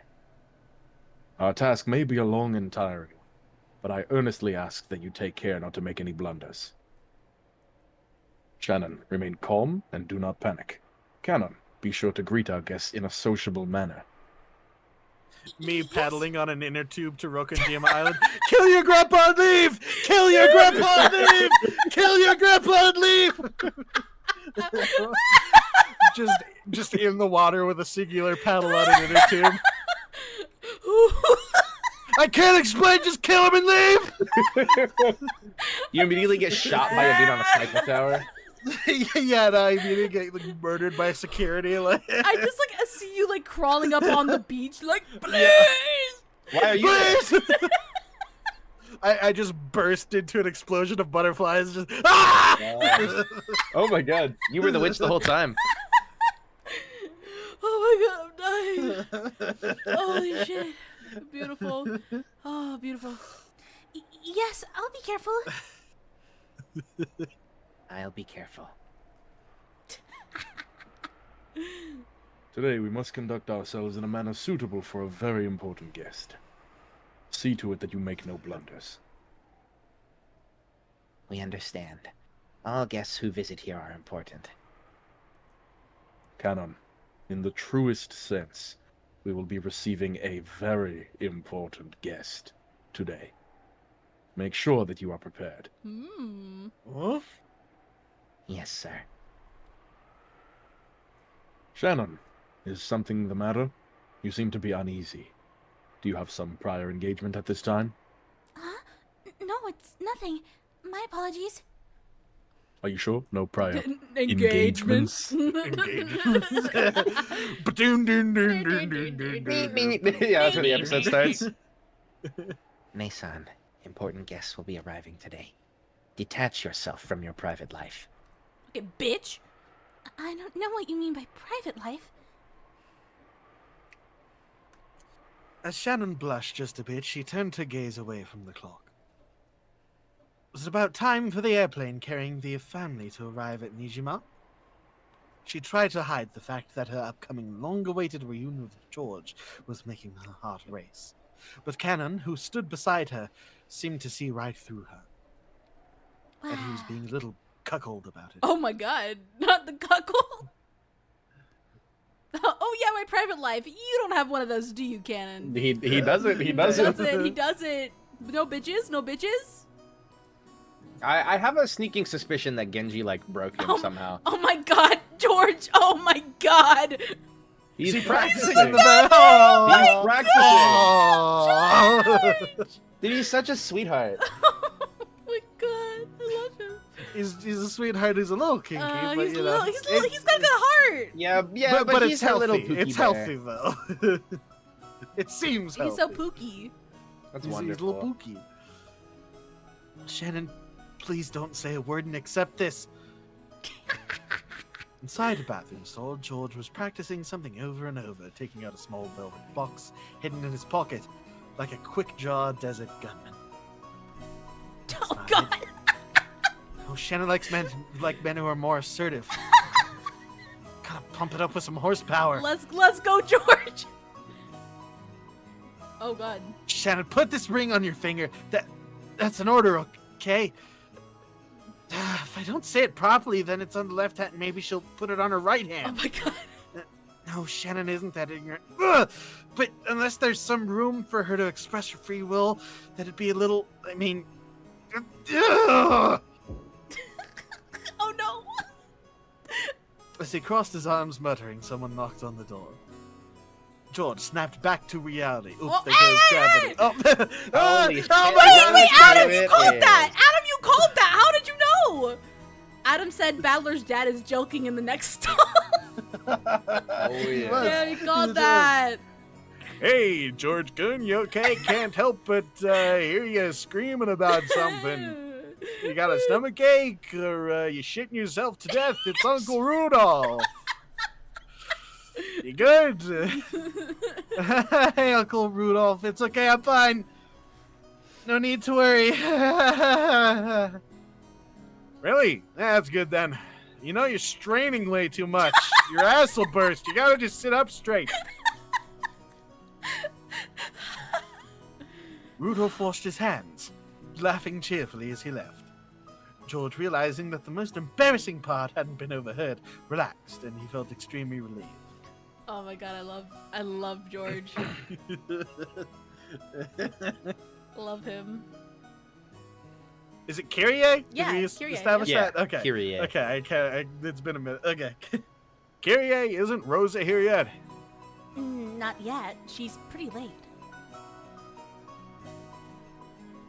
Yeah, it's a good thing the weather's delaying our flight. If the schedule had gone normally, she would have missed the plane. What'd she plan on doing then? Rosa-san is very much an adult now. She'll manage it somehow. No matter how old they get, older brothers always treat their younger sisters like children. There he is. He's always a kid, no matter how old he gets. What'd you say? If I'm a kid, that makes you a baby. Come on, Battler Chegg. What do you say? Hold on. Up you go, sorry. Up you go! Stop it! That tickles! Stop! You look more like two bratty friends than a father and son. Look, she's here. Whoa! If it isn't Rosa-san! Maria-chan, long time no see! I'm somehow happy to see the parents again. Yeah. I mean, I'm happy to see Hideyoshi. Yeah. True. Maria, shouldn't that be it's good to see you again? Greet I still hate Hideyoshi-san you, bitch. properly. It's good to see you again. There you go. Well said. How about some candy as a reward? Oh, huh? Where'd I put... Rosa-san, it's good to see you again. It's good to see you too, Maria-chan. It's been too long, Kirei-ne-san, Hideyoshi-ni-san. And, oh my, Battler-kun, look how big you've gotten.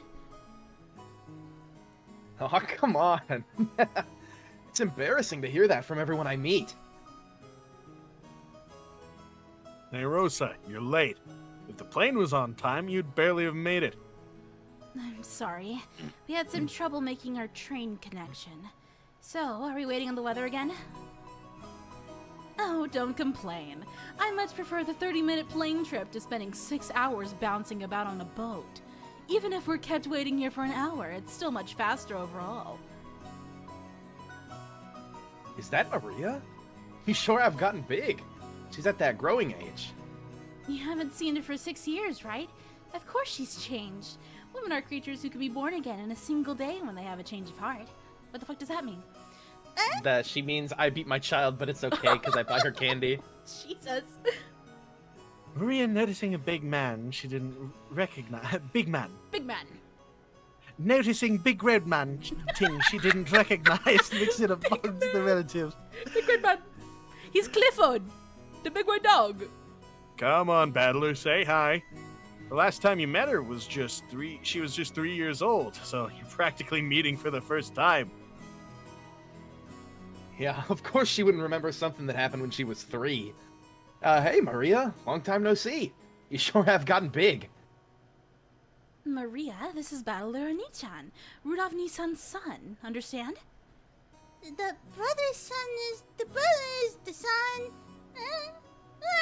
Okay. She was obviously on her guard. After all, it was hardly surprising she'd be scared if a large guy like Battler suddenly started speaking frankly to her. Battler noticed this as well and thought of various ways he might approach her. Then he spotted the candy she had in her hand. It was the jack-o'-lantern sweet Rosa had bought for her. I see. It's October, so that must be for Halloween. If you don't give me sweets, I'll play a prank, right? Normally, trying to snatch a sweet away from a small child will result in them crying and screaming. The adults seemed dubious at Battler's tactics, but Maria looked unexpectedly pleased, her face splitting up into a wide grin. Halloween, Halloween! See, Mama, Battler also knows about Halloween. See? Hey, call him Battler Oni-chan. Sorry, Battler-kun. No, don't sweat it. Please, call me Battler, because I'll be calling you Maria. Look, Maria, it's Halloween. If you don't give me sweets, I'll play a prank. If you don't give me seats, I'll play a prank.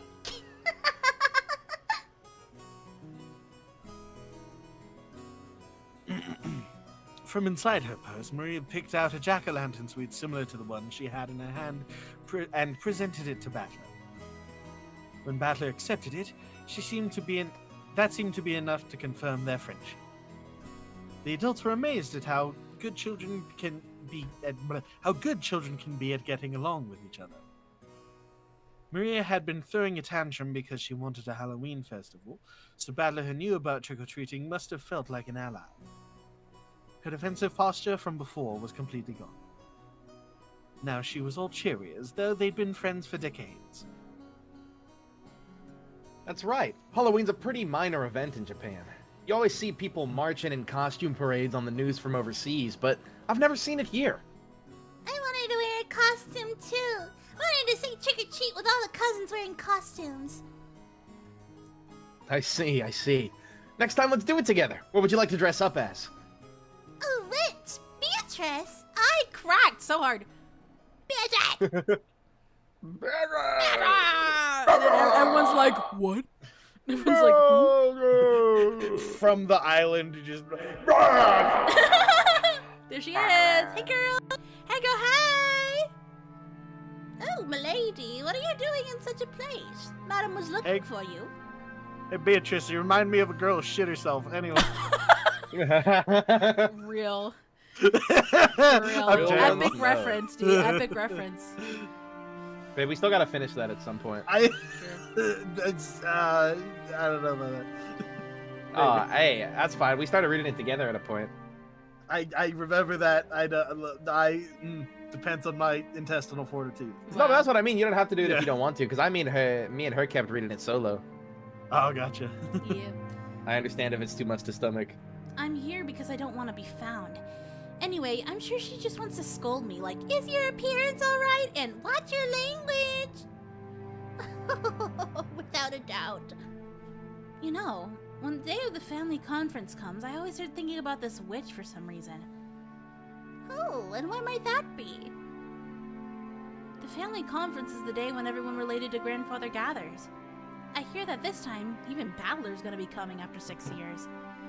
What if, just like that, some relative who hasn't shown themselves for several decades suddenly shows up? That's what I'm always thinking about. Oh, could a relative like that exist? I mean, Beatrice-sama. Nobody knows her background. Could she be grandfather's mistress from long ago? What if one of her descendants suddenly appears and tells us to return the gold we were given or something? Some and the others will probably discuss the master's inheritance problem this year too. Once they get so fired up talking about the witch's gold, one could hardly be surprised if that witch herself were to show up, yes? Kumasawa-san, I guess you keep quitting and getting rehired, but you've been here as long as Genji-san, right? You know more about Beatrice, don't you? Who knows? Even if I try to remember, this old woman here can't even recall what she had for breakfast this morning. Kumasawa-san, you're always dodging with those excuses, but you know something, right? Sometimes you feel kind of devious, like you know something and you're laughing behind our backs. That's harsh. I don't have any secrets. The only thing I can say is that Beatrice-sama is the Golden Witch, and that she is the other master who controls the night of this island. Okay, now you're just repeating stuff grandfather said. It must be a pain to play along with grandfather's crap, even though you get paid for it. However, I can say this much. What? Or what? In ancient times, Rokunjima was feared and called Azukishima. Azuki Bean Island. Wow. The Azuki is said to be a corrupted form of Agujiki, and in fact it was called Akujikishima, Evil Appetite Island. That is what is told amongst the fishermen. I've heard about it before. Supposedly there's lots of sunken rocks and shipwrecks around here, so the fishermen got scared and stayed away whenever they could, right? Evil spirits settled down in Akujikishima and have continually eaten the souls of people since ancient times. Quite a few people lost their lives because of this island. The shrine! And then that monk, the traveling Shugenja or whatever, built that shrine, reposed the souls and settled them there, right? Sounds pretty Hold on, crazy, I just realized that conversation in the airport was the conversation they had while Battler was sitting there thinking to himself the entire time on the first go around. Yeah. Oh, that was the other half of that. Oh, that's kind of sick. I just realized where that fit in. Okay, that's actually cool. Yeah, so that's already like the first thing that's changed, right? Or no. That was. Oh, I know what conversation you're talking about. Yeah. Yeah. I had it mixed up for a second. But yeah, it's like they're just adding little tidbits that like we didn't see when the perspective was more glued to Battler. Yeah. Yeah, no, I was just more so impressed with how like well it fit in. Yeah. And the shrine for the repose of souls was destroyed by an eerie violet thunderbolt this summer, which tore up the darkness of the night.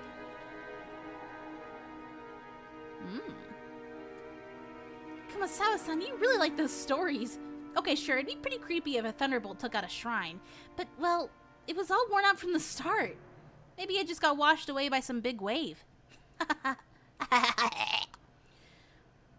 Evil spirits of Akujikishima woke from their slumber and summoned— oh my god.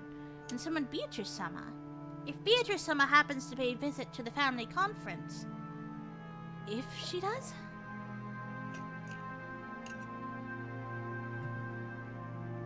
Kumasawa fell silent for a moment. Jessica was pressing her to keep going, so that gap felt strange and eerie. When Kumasawa noticed that she had Jessica plenty scared with the silence, she grinned broadly, which doesn't fucking help. Well, now I wonder what would happen.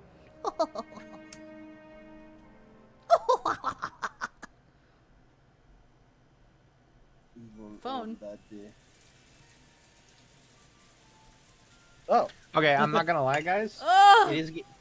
It's getting a little late. We might want to end. Because I think this might be a good spot. Are you getting EP? If that's it. I'm not getting EP, but I'm kind of hungry. And like I said, it's getting late, so I don't want to keep being super loud and stuff. Okay. Okay. This will be a good stopping point. I was gonna say, no, you're gonna grill me for wanting to stop when we like doubled our runtime today. No, we can't stop. We have to stream forever. Wait, but that's what Cannon is wearing below his waist? Hold on. Those fucking goofy ass shorts. Yeah. Goofy look at this man's drip though. Still drip. Still drip. Why does he pin his cape behind his thighs? I got no idea. Also, I'm assuming it's not coincidental that him and Battler are wearing like the same color shirt and jacket. Probably not. Huh, interesting. Well, I mean, it's a little different. Because his is white and his is like a muted cream. Yeah, his is creme. A creme. But I'm. it's still a shade of white, you know? Yeah. Meow. Are she like lifting up her skirt? What? No, it's not. There's the garter thingy. Yeah. Oh, I don't know skirt science. I don't know how that works. It's just kind of separated. There's a big hole. A garter. Yeah. The big hole. Look at this dude with his stance though. Look at that dude. I still hate the mustard suit. Also, we don't talk about fucking Kyrie's outfit. Yeah, Like, no, I really like Carrie's outfit. She looks like she's like not from this series. Yeah. Love her. I love Beatrice's dress though. Oh! The design makes me Yeah, no, Yeah. I do like. I like the like dark burgundy with the orange. It's Yes, so good. All right, we'll end it. Night, Jason. Night, night, chat. Adam. Good night, everybody. Have good rest of week. good. Somebody's Safe taking the travels train back to Sleepy Time Junction. Somebody is so Okay, tired good they can barely find. Bye, goodbye. I have trauma.